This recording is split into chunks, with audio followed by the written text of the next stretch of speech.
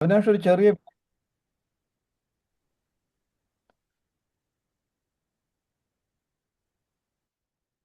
ആരംഭിക്കാൻ ചേട്ടാ. ജ്യോതിഷ് തുടക്കം പറഞ്ഞോളൂ. അങ്ങനെ തുടങ്ങിക്കോളൂ, കുഴപ്പമില്ല. അങ്ങനെ തുടങ്ങിക്കോളൂ.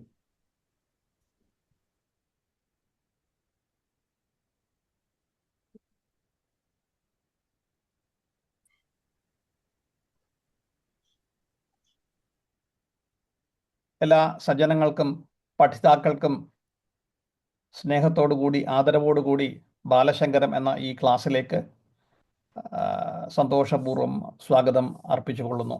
പ്രത്യേകിച്ച് നമ്മളുടെ എന്നും എല്ലാമായ ഉഷയപ്പോൾ നമ്മുടെ ഗുരുനാഥയും സ്നേഹത്തോടുകൂടി നാം വന്ദനം അർപ്പിക്കുകയാണ്. ജഗദ്ഗുരു ആദിശങ്കരാചാര്യസ്വാമികളുടെ നാമധേയത്തിൽ ലോകമെമ്പാടും സനാതനധർമ്മം പ്രചരിപ്പിക്കുക എന്ന സതുദ്ദേശത്തോടുകൂടി രൂപം കൊണ്ട ഒരു സംഘടനയാണ് ആദിശങ്കര ഇന്റർനാഷണൽ ഫൗണ്ടേഷൻ.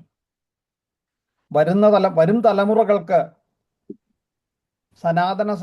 സനാതന ധർമ്മത്തിൻ്റെ ബൃഹത്തായ സന്ദേശങ്ങൾ എത്തിക്കുക എന്ന ഉദ്ദേശമാണ് ബാലശങ്കരം എന്ന ഈ ക്ലാസ്സിലൂടെ നാം നേടുവാൻ ശ്രമിക്കുന്നത്. സനാതനധർമ്മം ആചരണത്തിലൂടെയും പ്രചരണത്തിലൂടെയും കൂടിയാണ് ശക്തപ്പെടുന്നത്. നമ്മളുടെ ഇന്നത്തെ പ്രചാരക, നമ്മളുടെ ഗുരുനാഥ നമ്മൾക്ക് പറഞ്ഞു തരുന്ന കാര്യങ്ങൾ നാം ഏവരും ശ്രദ്ധയോടുകൂടി കേട്ട് പഠിച്ച് നമ്മളും ഇതിനെ പ്രചരിപ്പിക്കുമ്പോൾ മാത്രമാണ് നമ്മൾ പഠിച്ച കാര്യങ്ങൾ ലോകത്തിന് പ്രയോജനകരമായിട്ട് തീരുന്നത്. ഇത്രയും പറഞ്ഞുകൊണ്ട് ഇന്നത്തെ ഈ ക്ലാസ്സിന് തുടക്കം കുറിക്കുവാനായി നിങ്ങളുടെ ഏവരുടെയും അനുമതിയോടുകൂടി ഗുരുവന്ദനത്തിന് മുതിരുകയാണ്. ജയശങ്കര. അജ്ഞാനാന്തർഗഹനപതിതൻ ആത്മവിദ്യോപദേശൈ ത്രാതും ലോകൻ ഭവതപശിഖ ഓ അത് അല്ലെങ്കിൽ അപപാപച്യമാനാൻ ഓഫാകുന്നില്ല. മൗനം പടപിടപിനോ മൂലതോ നിഷ്പതന്തി ശംഭോ മൂർത്തിശ്ചരതി ഭുവനേ ശങ്കരാചാര്യരൂപ സദാശിവസമാരംഭാം ശങ്കരാചാര്യമധ്യമാം അസ്മദാചാര്യപര്യന്താം വന്ദേ ഗുരുപരമ്പരാം ശങ്കരം ശങ്കരാചാര്യം കേശവം ബാദരായണം സൂത്രഭാഷ്യകൃതൗ വന്ദേ ഭഗവന്തോ പുനഃ പുനഃ. ജയശങ്കര. ആദരവോടുകൂടി നമ്മളുടെ ഗുരുനാഥയായ ശ്രീ ഉഷാന്തർജനത്തിനെ ഈ വേദിയിലേക്ക് നമ്മളെ പഠിപ്പിക്കുവാനായിട്ട് ക്ഷണിച്ചുകൊള്ളുന്നു. ജയശങ്കര. ജയശങ്കര. എല്ലാവർക്കും, എല്ലാ കുഞ്ഞുങ്ങൾക്കും സാദര നമസ്കാരം. ആദ്യമായിട്ട് നമുക്ക് അറ്റൻഡൻസ് എടുക്കണ്ടായോ ജ്യോതിഷ് ജി, സുരേഷ് ജി? കഴിഞ്ഞ പ്രാവശ്യത്തെ എല്ലാവരും ഉണ്ടോ എന്ന് നോക്കണ്ടായോ?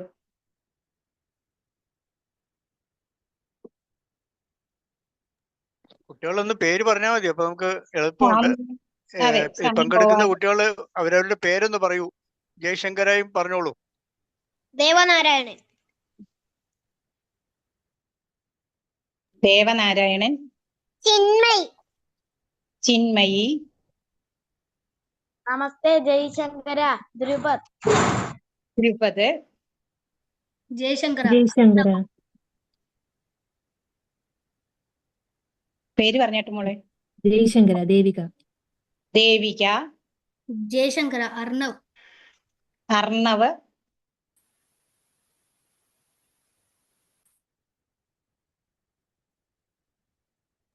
ഇനിയും പേര് പറയാനുണ്ടല്ലോ. നമസ്തേ ആദികേഷ്. ആദികേഷ്. നമസ്തേ ജീവൻ എസ് നായർ.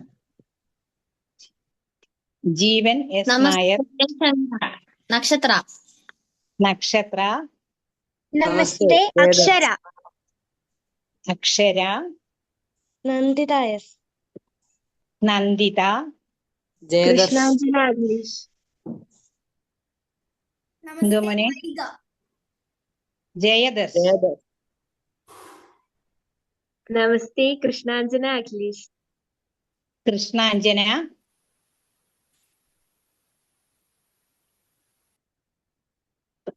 നമസ്തേ വൈഗ. വൈഗ.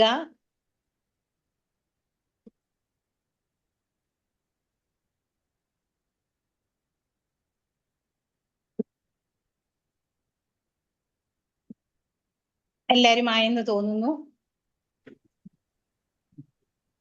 ആദ്യമായിട്ട് നമുക്ക് സ്തുതികൾ തുടങ്ങി ക്ലാസ്സിലേക്ക് പ്രവേശിക്കാം. ആദ്യം സഹനാവവതു. അതിനാരും പേര് തന്നിട്ടില്ല, അതുകൊണ്ട് ഞാൻ തന്നെ അങ്ങ് ചൊല്ലാം. ഓ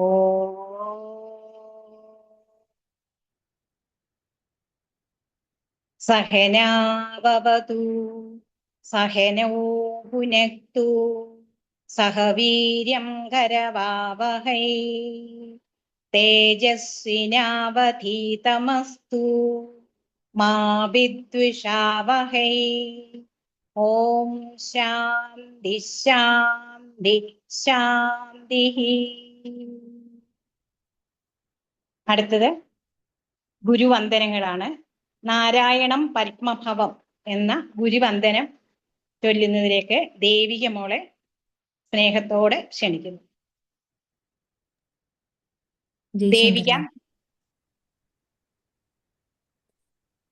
ഓം നാരായണം പത്മഭവം വസിഷ്ഠം സൗണ്ട് കുറവാണല്ലോ.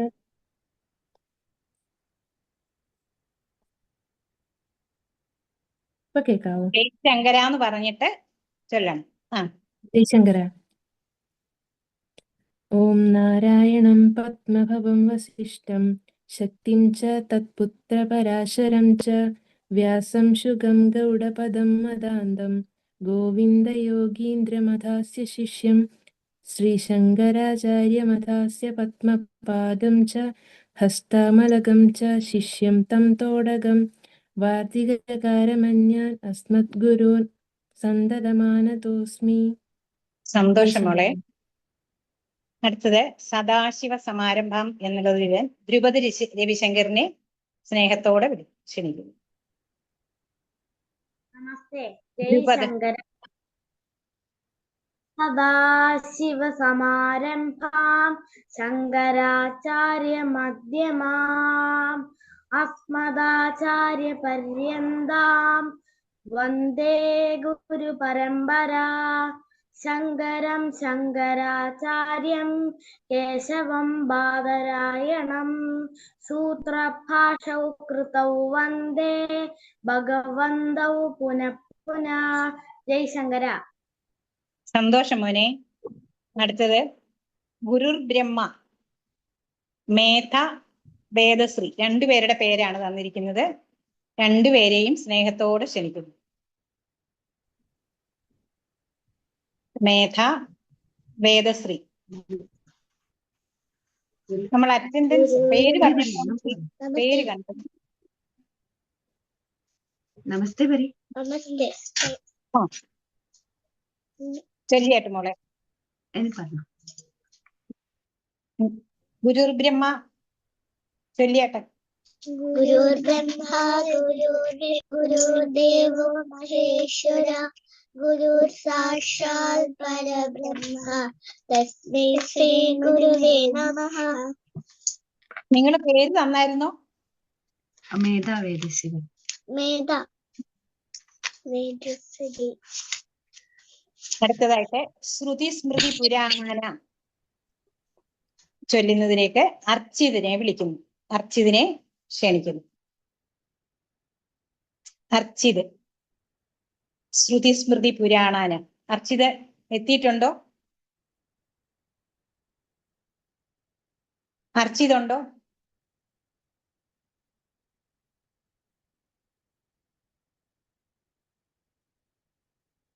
അർച്ചിത് പേര് തന്നിരുന്നല്ലോ.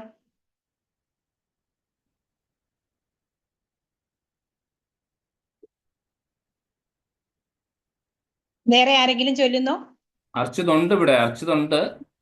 എനിക്ക് തോന്നുന്നു അർച്ചിത് MR എന്ന് കാണുന്നുണ്ട്.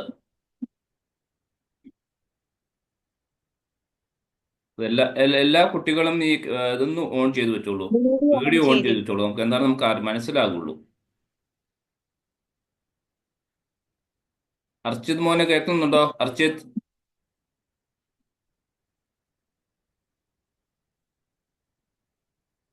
അടുത്ത ആളിലേക്ക് കടന്നോളൂ. നോക്കി. അടുത്തതായിട്ട് ഇനി ഗണപതി സ്തുതിയാണ്. വക്രതുണ്ട മഹാകായ.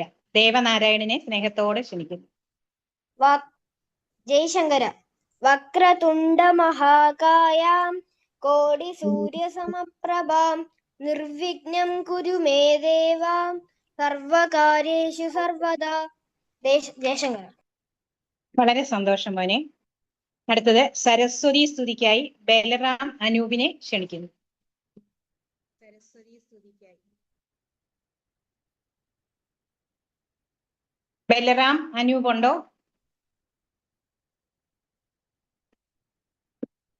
ബലറാം അനൂപ്. വേറെ ആരെങ്കിലും ചൊല്ലുന്നുണ്ടോ സരസ്വതി നമസ്തുഭ്യം?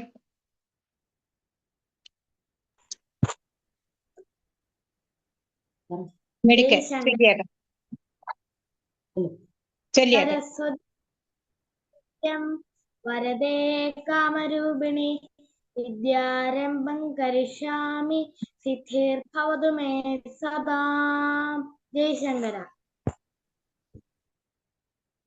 ഇനിയും അത് ദ്രുപദ് തന്നെയാണ് പിതൃവന്ദനത്തിനും പേര് തന്നിട്ടുള്ളത്. ദ്രുപദ്. മാതൃവന്ദനത്തിന് ആരും പേര് തന്നിട്ടില്ല. ദ്രുപദ് പിതൃവന്ദനം. അഖിലാന പരാധാന്മേ ക്ഷമസ്വ കരുണാനിധേ പ്രസീദ മദ്ഗുരോ നാഥ ജനകായ നമോസ്തുതേ. ജയശങ്കര. വളരെ സന്തോഷം മോനെ. അടുത്തതായിട്ട് നമ്മൾ ഒരു ഭഗവാൻ പ്രാർത്ഥന കഴിഞ്ഞ പ്രാവശ്യം ഉണ്ടായിരുന്നു. നല്ല വാക്കു ചൊല്ലണം. ഇത് ചൊല്ലുന്നതിലേക്ക് ചിന്മയി മോളെ സ്നേഹത്തോടെ ക്ഷണിക്കുന്നു. വീഡിയോ ഓൺ ചെയ്തിട്ട്.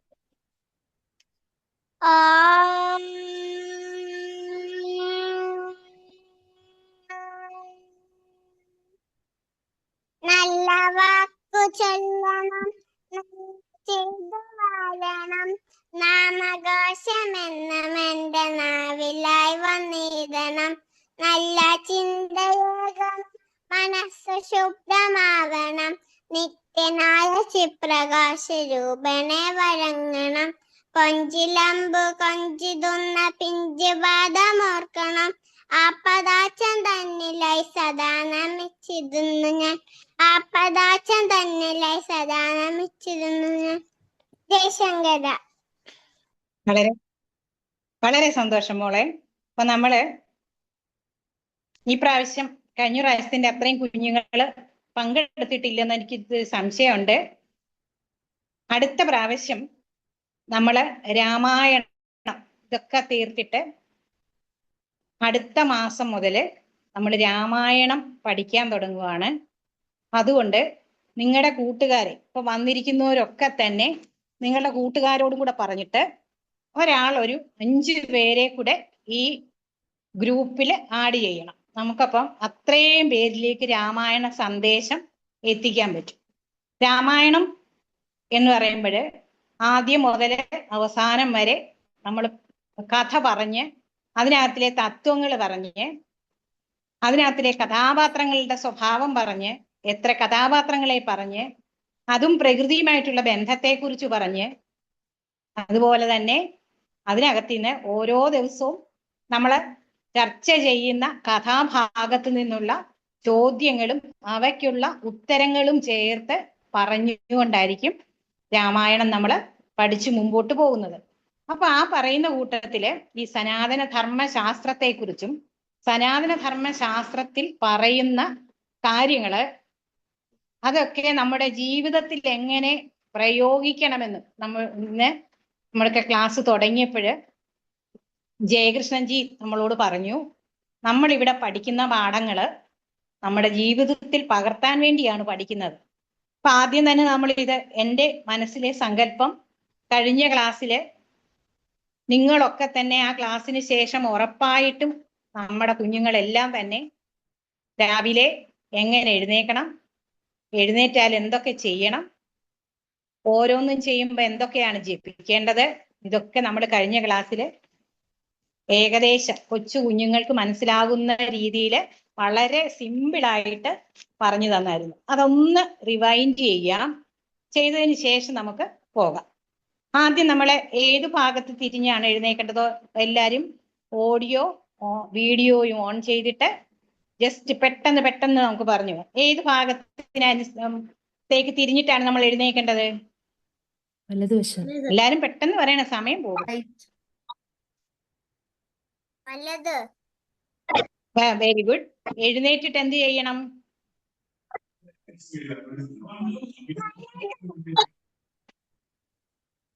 ഓഡിയോ ഓൺ ചെയ്തിട്ട് എല്ലാരും പറഞ്ഞാട്ടെ.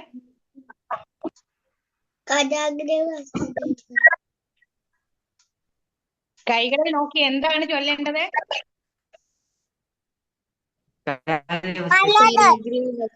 ജീവൻ എന്ന് പറഞ്ഞേ.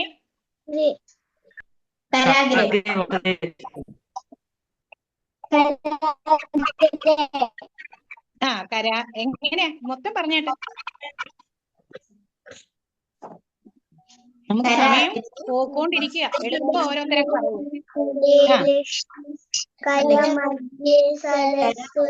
സരസ്വതി കരമൂലെ സ്ഥിതാ ഗൗരി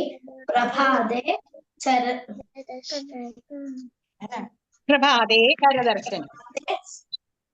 ഇനിയും നമ്മള് എഴുന്നേൽക്കുമ്പം ഭൂമിയെ പാദം സ്പർശിക്കുന്നതിന് മുമ്പ് ചൊല്ലുന്ന എന്താണ്? സമുദ്രവസനേ ദേവി പർവതസ്ഥന മണ്ഡലേ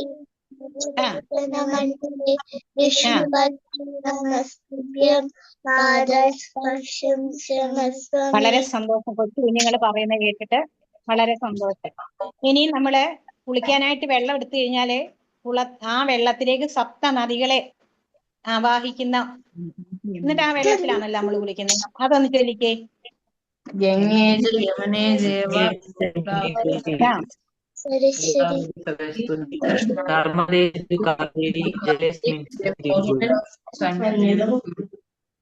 കുളിച്ച് നമ്മൾ ഭസ്മമൊക്കെ ധരിച്ചു കഴിഞ്ഞ് നമ്മൾ സൂര്യദേവനെ വണങ്ങുമല്ലോ. അപ്പൊ എന്തുവാ ചൊല്ലുന്നേ?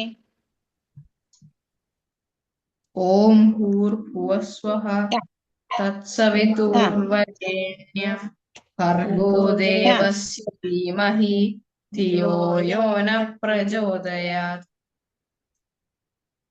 വളരെ സന്തോഷം.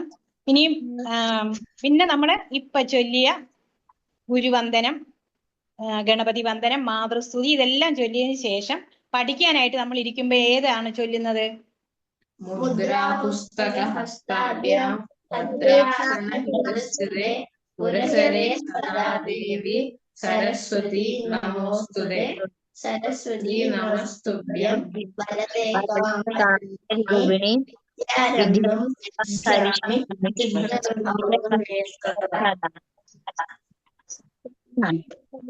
പിന്നെ ഒരെണ്ണം കൂടെ നമ്മൾ പറഞ്ഞായിരുന്നല്ലോ, കൃഷ്ണ കൃഷ്ണ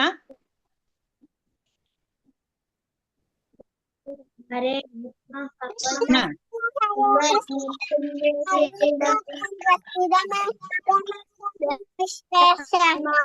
വളരെ സന്തോഷം, വളരെ സന്തോഷം. അത് കഴിഞ്ഞിട്ട് പിന്നെ നമ്മൾ ചൊല്ലിയത് എന്താണ്? ഇനി ആഹാരം കഴിക്കണം. ഇനി നമുക്ക് ആഹാരം കഴിക്കണം. എങ്ങനെ കൊച്ചു കുഞ്ഞുങ്ങൾ പറയാൻ പറ്റുമോ എന്നറിയത്തില്ല. കുറച്ചും കൂടെ വലിയ കുട്ടികള് പറയാമോ? എങ്ങനെയുള്ള ആഹാരമാണ് നമ്മൾ കഴിക്കേണ്ടതെന്ന് പറയാം. ബ്രഹ്മവീർ ബ്രാഹ്മണാഹുതം ഓം ശാന്തി. അത് തന്നെ. ബ്രഹ്മകർമ്മ സമാധിന അന്നപൂർണേ സദാപൂർണേ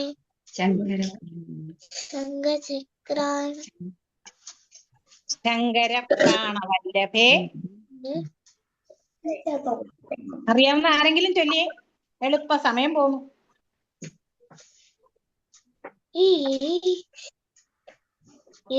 अन्नपूर्णे सदापूर्णे शंकर प्राणवल्लभे ज्ञानवैराग्य सिद्ध्यर्थं भिक्षां देहि च पार्वती माता च पार्वती देवी पिता देवो महेश्वरा बान्धवा शिवभक्ताश्च सुदेशो भुवनत्रयम्. വളരെ സന്തോഷം. അതിന്റെ കൂടെ നമ്മളെ എങ്ങനെയുള്ള ഇതിപ്പോ ഇതൊക്കെ പഠിക്കുന്നത് ഈ ബ്രഹ്മാർപ്പണം ബ്രഹ്മഹവ ഇതൊക്കെ നമ്മൾ പഠിക്കുന്നത് എന്തിനാണെന്ന് അറിയാമോ? കുറച്ച് നമ്മള് ഓം പൂർപ്പൂസ്വ എന്ന സൂര്യനെ ജപിച്ച് തൊഴുമ്പോഴത്തേക്ക് നമ്മുടെ യജുർവേദത്തിലെ ഒരു മന്ത്രം അങ്ങ് പഠിച്ചു. അതുപോലെ ബ്രഹ്മാർപ്പണം ബ്രഹ്മഹവർ ഇത് പഠിക്കുമ്പോൾ നമ്മൾ എന്തുവാ പഠിക്കുന്നത്? ഭഗവത്ഗീതയിലെ ഒരു ശ്ലോകം നമ്മൾ അങ്ങ് പഠിച്ചു. അപ്പൊ ഇത് പഠിക്കാൻ വേണ്ടി പഠിക്കുവല്ലാതെ ഈ കൂട്ടത്തിൽ അങ്ങനെ അപ്പൊ നമ്മൾ രാമായണത്തിലൂടെ പോകുമ്പോഴും ഭഗവത്ഗീതയിലെ ഓരോ ശ്ലോകങ്ങളും കൂടെ നമ്മൾ അതിന്റെ കൂട്ടത്തില് പഠിച്ചു പോകും. 700 ശ്ലോകങ്ങളുള്ളതില് കുറച്ച് ശ്ലോകമെങ്കിലും നമുക്ക് ഈ കൂട്ടത്തിൽ പഠിക്കാം.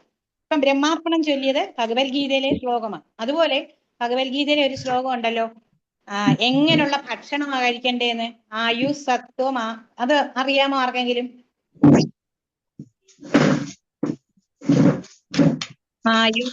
അപ്പൊ നിങ്ങള് ഈ ഗ്രൂപ്പില് ബാലശങ്കരൻ ഗ്രൂപ്പിൽ വരുന്ന കാര്യങ്ങള് തീർച്ചയായിട്ടും ഒരു നോട്ട്ബുക്ക് എടുത്ത് വെച്ച് അത് എടുത്ത് വെക്കണം. കഴിഞ്ഞ മാസത്തിൽ എനിക്ക് ഇച്ചിരി തിരക്കായി പോവേണ്ട താമസിച്ച് അതിട്ടത്, അതുകൊണ്ടായിരിക്കും അത് പഠിക്കാതിരുന്നത്. അപ്പൊ ഇനി ആയാലും ഗ്രൂപ്പില് പോസ്റ്റ് ചെയ്യുന്നത് ഒരു നോട്ട്ബുക്ക് സ്ഥിരമായിട്ട് വെച്ച് അതിൽ എടുത്തിട്ട് അത് പഠിക്കണം. അത് പഠിച്ചിട്ട് നിങ്ങൾ ആഹാരം കഴിക്കുമ്പോൾ നിങ്ങൾ ഓർക്കണം എങ്ങനെയുള്ള ഭക്ഷണമാണ് നമ്മൾ കഴിക്കേണ്ടത്. ഇപ്പൊ നമ്മൾ എടുത്തു വെച്ചിരിക്കുന്ന ഭക്ഷണമാണോ കഴിക്കേണ്ടത്? നമ്മുടെ ആയുസ്സിനും ആരോഗ്യത്തിനും മാനസികമായ ചിന്തയ്ക്കും ബുദ്ധിക്കും ഉണർവുണ്ടാകുന്ന ഭക്ഷണം ഏതാണ് കഴിക്കേണ്ടത്?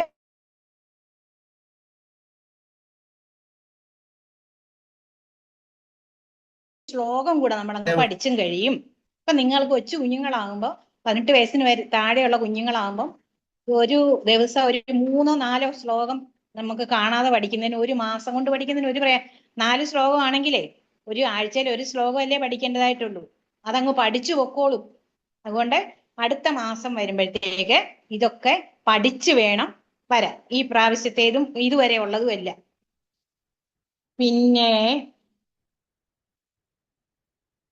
പിന്നെ നമ്മള് സ്കൂളിൽ പോകുന്നതിന് മുമ്പേ എല്ലാ കാര്യങ്ങളും ഭദ്രമായിരിക്കാൻ വേണ്ടി അഥർവവേദീയമായ മാണ്ഡൂക്യോപനിഷത്തിലെ ഒരു ഭദ്രം കർണേവി ശൃണുയാമദേവ എന്ന് പറഞ്ഞ ഒരു വേദമന്ത്രം കൂടെ പഠിച്ചായിരുന്നല്ലോ. ആർക്കെങ്കിലും അറിയാമോ?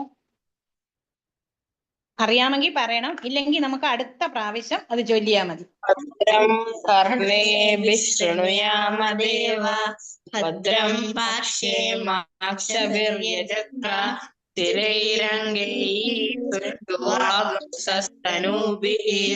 വ്യയമദേവഹിതം യഥായുഃ സ്വസ്തി നഃ ഇന്ദ്രോ വിശ്വസ്തവഃ സ്വസ്തി നഃ പൂഷാ വിശ്വവേദാഃ അരിഷ്ടോ അരിഷ്ടനേമി സ്വസ്തിനോ ബൃഹസ്പതിർദധാതു.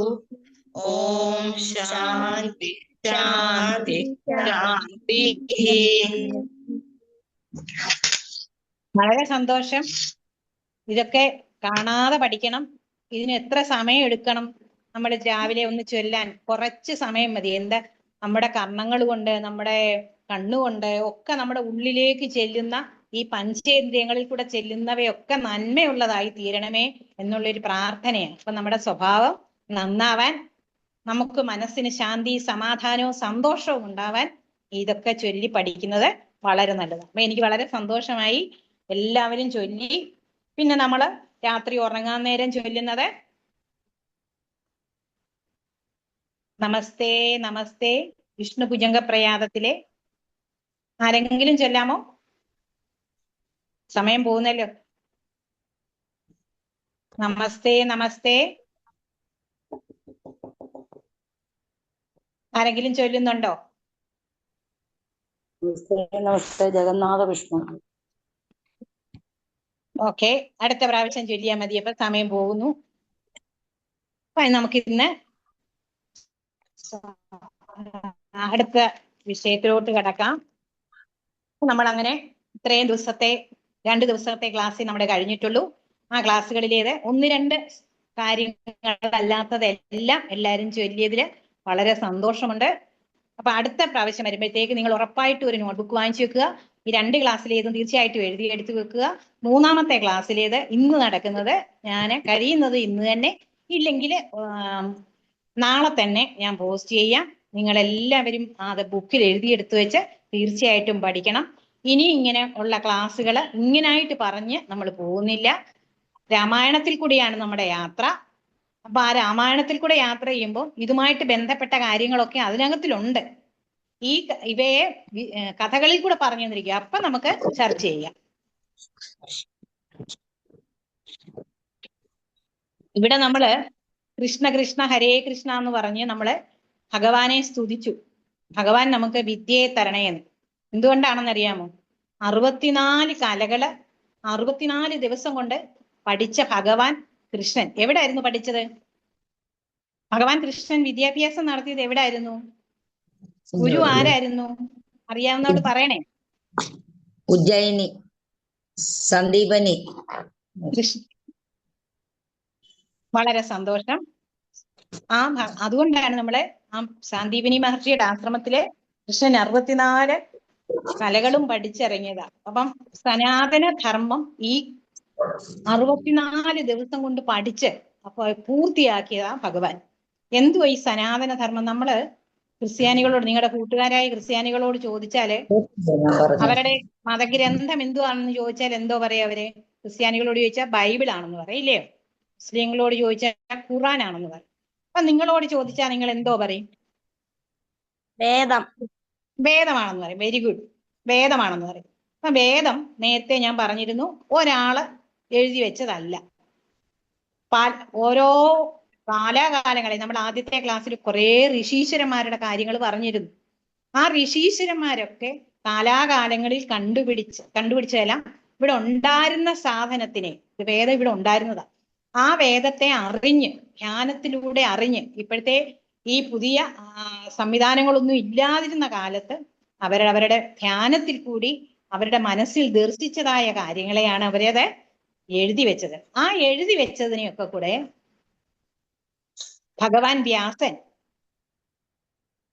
ഭഗവാൻ കൃഷ്ണന്റെ അവതാരം തന്നെയാണ് വ്യാസൻ. വ്യാസൻ അതിനെ വേദത്തെ 4 തിരിച്ചു. ഏതൊക്കെയാണെന്ന് അറിയാമോ? അറിയാവുന്നവർ എളുപ്പം പറയണം. ഗീതം, ഋഗ്വേദം, യജുർവേദം, യജുർവേദം, അഥർവവേദം.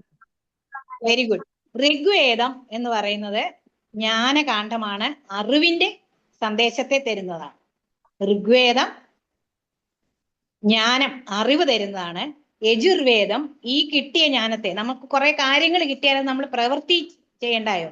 കാര്യങ്ങള് സൈക്കിള് ചവിട്ടാൻ പഠിക്കാന് ഇന്നതൊക്കെ ചെയ്യണമെന്ന് ബുക്ക് നോക്കി പഠിച്ചാൽ, അല്ലെ കാർ ഓടിക്കാൻ ബുക്ക് നോക്കി പഠിച്ചാൻ പറ്റുമോ? അത് ചെയ്യണം. മൊബൈൽ യൂസ് ചെയ്യണമെങ്കിൽ മൊബൈൽ എന്തൊക്കെ ചെയ്യണം, പ്ലേ സ്റ്റോറിൽ നിന്ന് എന്തൊക്കെ എടുക്കണമെന്ന് പഠിച്ചാൽ പറ്റത്തില്ല. നമ്മളത് ചെയ്തെങ്കിലേ അത് വരത്തുള്ളൂ. അതുപോലെ ഋഗ്വേദത്തിൽ പറയുന്ന കാര്യങ്ങൾ പഠിച്ചതിന് ശേഷം അത് പ്രവൃത്തിപഥത്തിലാക്കുന്നതാണ് യജുർവേദം. അപ്പൊ 2 വേദങ്ങളായി. അടുത്തത് 3ാമത്തെ വേദം ഏതാ? സാമവേദം. സാമവേദം ഉപാസനാ കാണ്ഡമാണ്. എന്ന് പറഞ്ഞാല് പാട്ടുകളായിട്ട്, ഗീതങ്ങളായിട്ട് എഴുതിയിട്ട് ഭഗവാനെ ഉപാസിക്കാനുള്ള കീർത്തനങ്ങളാണ്. അതെ, നമുക്ക് അത് ചൊല്ലുമ്പോൾ ആനന്ദമുണ്ടാകുന്നത്. 4ാമത്തേത് അഥർവവേദമാണ്. അഥർവവേദം ഈ പറയുന്ന 3 വേദത്തിൽ പറയുന്ന കാര്യങ്ങളെയും പറയുന്നുണ്ട്. ഒപ്പം ഇവയെ സംരക്ഷിക്കുക എങ്ങനെയാണെന്നും കൂടെ, പരിരക്ഷ എന്നുള്ളതാണ് അതിന്റെ ലക്ഷ്യം. നമ്മുടെ ഗ്രന്ഥം വേദമാണ്. വേദത്തിനെ വ്യാസൻ ഭഗവാൻ 4 തിരിച്ചു. 4 വേദങ്ങള്: ഋഗ്വേദം, യജുർവേദം, സാമവേദം, അഥർവവേദം. ഇതിന്റെ ഓരോന്നിന്റെ ലക്ഷ്യവും പറഞ്ഞു. ജ്ഞാനം, കർമ്മം, പിന്നെ ഉപാസന, പരിരക്ഷ, സംരക്ഷണം. ഓക്കെ. ഇനി ഓരോ വേദവും ഓരോ ഋഷീശ്വരന്മാരെ വേദവ്യാസൻ അങ്ങ് ഏൽപ്പിച്ചു. ഋഗ്വേദം ഏൽപ്പിച്ചത് പൈല മഹർഷിയെ, യജുർവേദം ഏൽപ്പിച്ചത് വൈശമ്പായന മഹർഷിയെ. ഈ പേരൊക്കെ നിങ്ങൾ കേട്ട് കാണും, സഹസ്രനാമം ഒക്കെ ചൊല്ലുമ്പം നമ്മൾ കേൾക്കുന്നതാ. സാമവേദം ഏൽപ്പിച്ചത് ജൈമിനി മഹർഷിയെ, അഥർവവേദത്തിന്റെ ആചാര്യനായിട്ട് വെച്ചത് സുമന്തു മഹർഷിയെ. അപ്പൊ ഇങ്ങനെ 4 ഋഷീശ്വരന്മാരെ ഇത് ഏൽപ്പിക്കുകയും ചെയ്തു. ഇനിയും ഈ വേദങ്ങളിൽ പറയുന്ന കാര്യങ്ങളൊന്നും നമുക്ക് മനസ്സിലാക്കാൻ പറ്റത്തില്ല, ഗഹനമായ കാര്യങ്ങൾ. അതുകൊണ്ട് അതിനെ നമുക്ക് മനസ്സിലാകുന്ന രീതിയിൽ ഏതിലാക്കി തീർത്തു? എങ്ങനെ മാറ്റി? ഇതിഹാസങ്ങളും പുരാണങ്ങളുമായിട്ട്. പുരാണങ്ങള് 18 പുരാണങ്ങളുണ്ട്, ഇല്ലേ? 18 പുരാണങ്ങളില് അതുപോലെ 2 ഇതിഹാസങ്ങൾ. ഏതൊക്കെയാ ഇതിഹാസം? 2 ഇതിഹാസം. നമ്മൾ ഒന്നിപ്പോ അടുത്ത ക്ലാസ് മുതൽ നടക്കുന്നതാ രാമായണം. പിന്നെ എന്നാ ഏതായി? മഹാഭാരതം. മഹാഭാരതം. അപ്പം ഈ 2 ഇതിഹാസങ്ങളിൽ കൂടെ ഈ വേദത്തിൽ പറയുന്ന കാര്യങ്ങളെല്ലാം പറഞ്ഞിട്ടുണ്ട്. അതുകൊണ്ടാണ് ഞാൻ പറഞ്ഞത് ഇനി നമ്മൾ ഈ ചർച്ചകളൊന്നുമില്ല. രാമായണത്തിലേക്ക് പോകുമ്പോൾ അതിനകത്തിൽ പറയാനുള്ളതൊക്കെ ഉണ്ട് താൻ. വേദത്തിൽ പറയുന്ന കാര്യങ്ങളൊക്കെ രാമായണത്തിലുണ്ട്. ആ തത്വങ്ങളൊക്കെ നമുക്ക് പറഞ്ഞു പോകാം. അപ്പം ഭഗവാൻ കൃഷ്ണൻ പഠിച്ചത് ഈ 4 വേദങ്ങൾ പഠിച്ചു. പിന്നെന്തൊക്കെ പഠിച്ചു? ആരണ്യകങ്ങള്, ബ്രാഹ്മണങ്ങള്, പിന്നെ ഈ ഓരോ വേദത്തിനും ഉപവേദമുണ്ട്. ഋഗ്വേദത്തിന്റെ ഉപവേദമാണ് ആയുർവേദം, ആരോഗ്യത്തിന്റെ വേദമാണ്.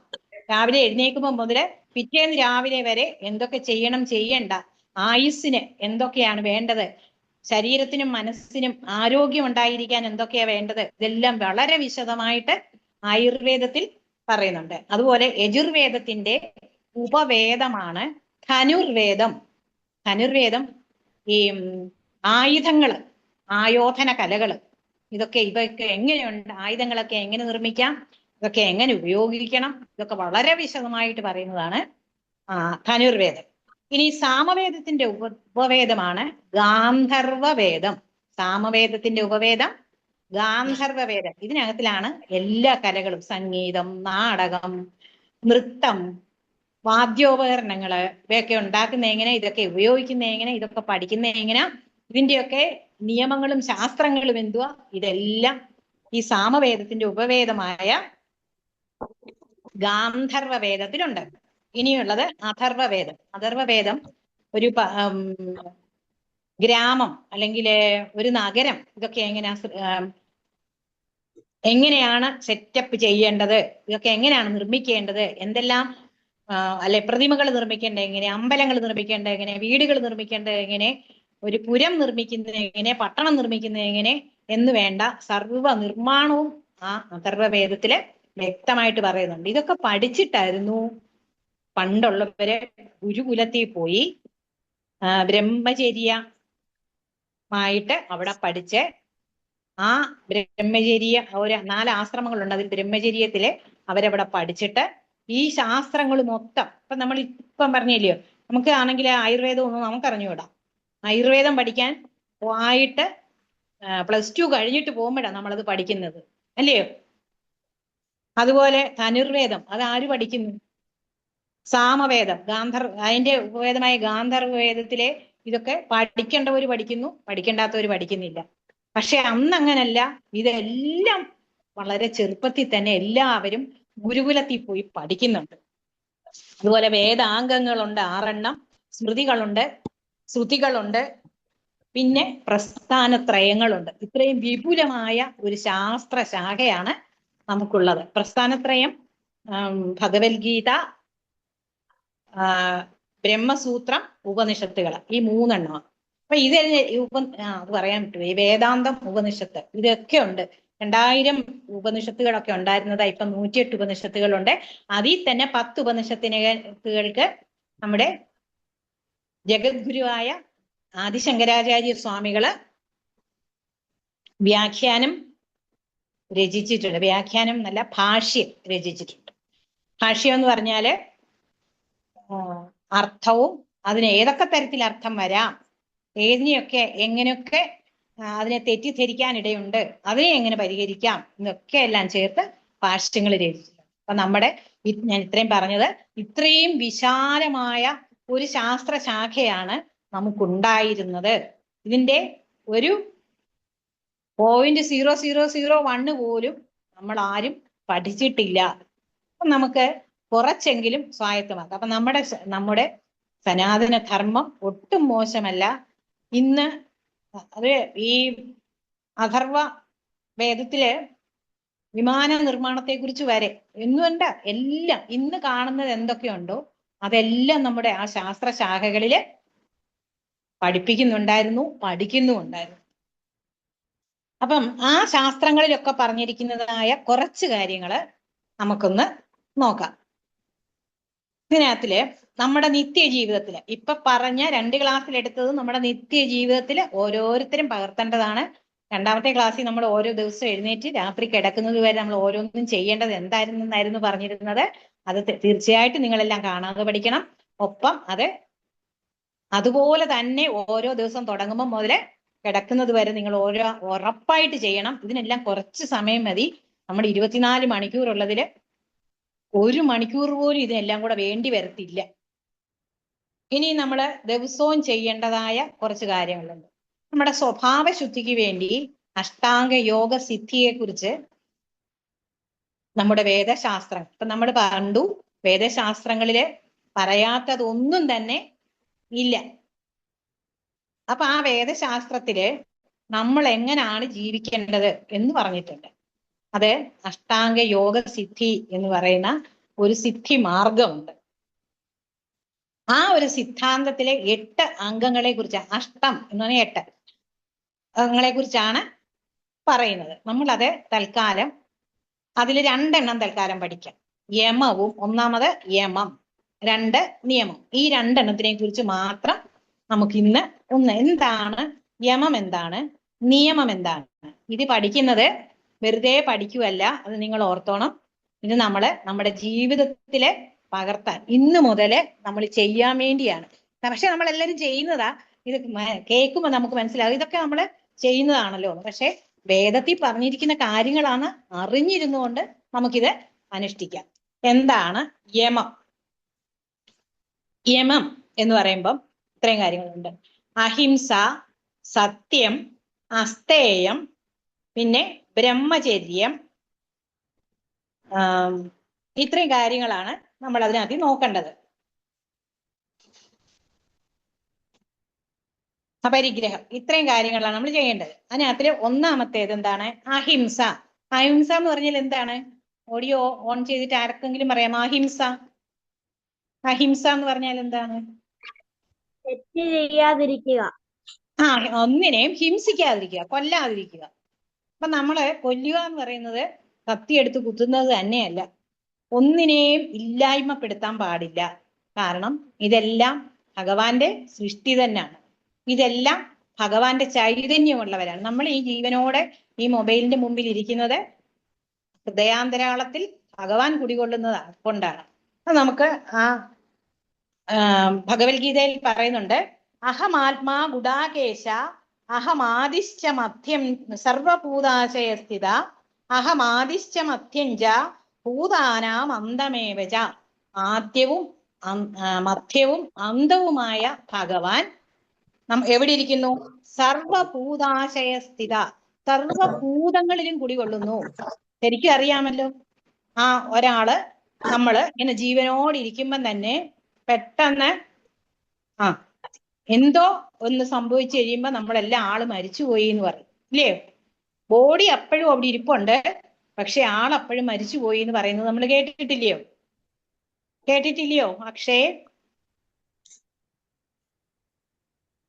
ഒരാള് നമ്മുടെ കൂടെ ഇരിക്കുന്ന കൂട്ടത്തിൽ തന്നെ, അല്ലെങ്കിൽ ഇന്നലെ നമ്മൾ കണ്ടു, ഇപ്പോഴും കണ്ടുകൊണ്ടിരിക്കുന്നു, അപ്പോഴും ആ ആൾ അവിടെ ഉണ്ട്, പക്ഷെങ്കില് പെട്ടെന്ന് ആ ആള് മരിച്ചുപോയി എന്ന് പറയുന്നു. മരിച്ചു പോകുമ്പോഴും ആ ആളിന്റെ ബോഡി അവിടെ കിടപ്പുണ്ട്. അപ്പൊ ആള് പോയോ? പോയിട്ടില്ല, ബോഡി അവിടെ കിടപ്പുണ്ട്, പക്ഷെ ആള് മരിച്ചുപോയി എന്ന് പറയുന്നത് എന്തുകൊണ്ടാ? ആ ഭഗവാന്റെ ചൈതന്യം ബോധമായി നമ്മുടെ ഹൃദയാന്തരാളത്തിൽ ഉണ്ടായിരുന്നത് കൊണ്ടാണ് നമ്മളിങ്ങനെ എഴുന്നേറ്റ് നടക്കുന്നതും കാര്യങ്ങൾ ചെയ്യുന്നതും കേൾക്കുന്നതും പറയുന്നതും എല്ലാം ചെയ്യും. ആ ഭഗവത് ചൈതന്യം, ആ ബോധസ്വരൂപൻ നമ്മളിൽ നിന്ന് വിട്ടുപോകുമ്പോൾ നമ്മൾ വെറും ബോഡിയായി മാറുക. അപ്പൊ എവിടാണ് ഭഗവാൻ കുടികൊള്ളുന്നത്? അഹമാത്മാ ഗുഡാകേശ സർവഭൂതാശയസ്ഥിത അഹം ആദിശ്ച മധ്യം ച ഭൂതാനാം അന്തമേവച എന്ന് ഭഗവത്ഗീതയിൽ ഭഗവാൻ പറയുന്നുണ്ട്.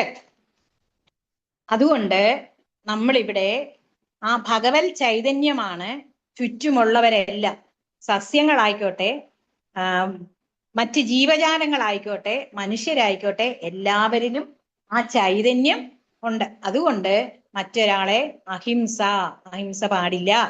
കൊല്ലുക എന്ന് പറഞ്ഞാല് ഉപദ്രവിക്കുക എന്നുള്ളതും ഏത് തരത്തില് വാക്കുകൊണ്ട് ഉപദ്രവിക്കുക. അച്ഛനോടോ അമ്മയോടോ സഹോദരങ്ങളോടോ കൂട്ടുകാരോടോ ആരോടും നമ്മളെ വാക്കുകൊണ്ട് പോലും അവർക്കൊരു വിഷമം ഉണ്ടാക്കരുത്.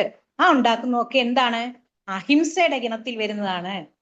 അപ്പം കഴിയുന്നതുമല്ല ഇന്ന് മുതൽ തന്നെ നമ്മള് നിയമത്തിലെ ഒന്നാമത്തെ നിയമമായ അഹിംസ, ആരോടും വഴക്കുണ്ടാക്കരുത്, ദേഷ്യപ്പെടരുത്, മറ്റുള്ളവർക്ക് ബുദ്ധിമുട്ടുണ്ടാക്കുന്ന ഒരു കാര്യവും നമ്മള് ചെയ്യരുത്. കാരണം നമ്മളെല്ലാം ഈശ്വര സ്വരൂപികളാണ്. ഈശ്വരോ സർവഭൂതാനാം ഹൃദ്ദേശേ അർജുന തിഷ്ഠതി ഭ്രാമയൻ സർവഭൂതാനി യന്ത്രാരൂഢാനി മായയാ. ഈ രണ്ട് ഭഗവത്ഗീതയിലെ ശ്ലോകങ്ങളും ഗ്രൂപ്പിലിടാം. അത് അടുത്ത പ്രാവശ്യം തീർച്ചയായിട്ടും കാണാതെ പഠിക്കണം. അപ്പൊ നമ്മള് ഭഗവത്ഗീതയിലെ 4 ശ്ലോകങ്ങൾ കാണാതെ പഠിക്കും. അങ്ങനെ നമുക്ക് 700 ശ്ലോകങ്ങളില് 650 ശ്ലോകങ്ങൾ ഉണ്ട് ഭഗവാന്റേതായിട്ട്. അതിൽ കുറച്ചെങ്കിലും നമ്മൾ അങ്ങനെ 12 ക്ലാസ് കഴിയുമ്പോഴത്തേക്ക് പഠിച്ചു കഴിയണം. അപ്പം അഹിംസയെ കുറിച്ച് മനസ്സിലായല്ലോ. വാക്കുകൾ കൊണ്ടോ പ്രവൃത്തികൾ കൊണ്ടോ മറ്റൊരാളെ വേദനിപ്പിക്കാൻ പാടില്ല, ആരോടും ദേഷ്യപ്പെടരുത്. രണ്ടാമതായിട്ടുള്ളത് അഹിംസ കഴിഞ്ഞ് സത്യം. സത്യം എന്ന് പറഞ്ഞാൽ എന്താ? സത്യം മാത്രമേ ചെയ്യാവൂ, സത്യം മാത്രമേ പറയാവൂ. നമ്മൾ ചെയ്യുകയും പറയുകയും ചെയ്യുന്നത് നമ്മുടെ ഹൃദയത്തിന്റെ അന്തരാളത്തിൽ കുടികൊള്ളുന്ന ഭഗവാൻ അറിയുന്നുണ്ട്. അപ്പം നമ്മൾ സത്യം മാത്രമേ, നമുക്ക് തോന്നും നമ്മൾ പറഞ്ഞാൽ ആരും അറിയുന്നില്ലല്ലോ, എല്ലാം അറിയുന്ന ഒരാള് നമ്മുടെ കൂടെ തന്നെ ഉണ്ട്. അതുകൊണ്ട് സത്യം മാത്രമേ പറയാവൂ, സത്യം മാത്രമേ ചെയ്യാവൂ. അടുത്തത് മൂന്നാമത്തേത് എന്താണ്? അസ്തേയം. സ്തേയം എന്ന് പറഞ്ഞാല് മറ്റുള്ളവർക്ക്, ഇപ്പൊ നിങ്ങളുടെ കൂടെ പഠിക്കുന്ന കൂട്ടുകാർ, അവർക്ക് ചിലപ്പോൾ നല്ല ഡ്രസ്സുകൾ കാണും, അല്ലെങ്കിൽ നല്ല പെൻസില് ബുക്കുകളൊക്കെ കാണും, അല്ലെങ്കിൽ നമ്മളെക്കാട്ടിൽ നല്ല വിദ്യാഭ്യാസം നല്ലതായിട്ട് പഠിക്കുന്നവരായിരിക്കും, അങ്ങനെയൊക്കെ ചെയ്യുന്നവരായിരിക്കും. നമുക്ക് മറ്റുള്ളവരോട് അസൂയ ഉണ്ടാവരുത്. അവർക്ക് ഉത്കർഷം, അതായത് ഉന്നതി, അവർ നമ്മളെക്കാട്ടിൽ ഇച്ചിരി മുമ്പിലാണോ എന്ന് തോന്നലുണ്ടായാൽ അവരിലോട്ട് നമുക്കൊരു അസൂയ ഉണ്ടാവരുത്. നമ്മളെല്ലാം സമഭാവനയോടെ കാണാൻ പഠിക്കണം. അടുത്തത് അഹിംസ, സത്യം, അസ്തേയം, ബ്രഹ്മചര്യം. നാലാമത്തേത് ബ്രഹ്മചര്യം. ബ്രഹ്മചര്യം എന്ന് പറഞ്ഞാല് പഠനമാണ്. എന്താണ് പഠിക്കേണ്ടത്? സ്കൂളിലെ പഠിക്കുന്നതിനോടൊപ്പം തന്നെ ഈ സനാതന ധർമ്മശാസ്ത്രങ്ങള് പഠിക്കണം. അതാണ് ഈ ബ്രഹ്മചര്യ കാലത്തുള്ള ഏറ്റവും വലിയ നിഷ്ഠ. നമ്മള് എന്നും എന്തെങ്കിലും ഒരു കാര്യം ഈ സനാതന ധർമ്മശാസ്ത്രത്തെ സംബന്ധിച്ച് നമ്മുടെയൊക്കെ വീടുകളിൽ എല്ലാ പുസ്തകങ്ങളും ഉണ്ട്, കീർത്തനങ്ങളുണ്ട്, നാമം ജപിക്കാനുള്ള സാധനങ്ങളൊക്കെ ഉണ്ട്, ഭഗവത്ഗീതയുണ്ട്, ഇല്ലേ, രാമായണമുണ്ട്. ഇതെന്തെങ്കിലും ഒരു 4 വരിയെങ്കിലും ഏതെങ്കിലും സമയത്ത്, പറ്റുമെങ്കിൽ രാവിലെയോ സന്ധ്യയ്ക്കോ ചെയ്യാന് ശ്രദ്ധിക്കണം.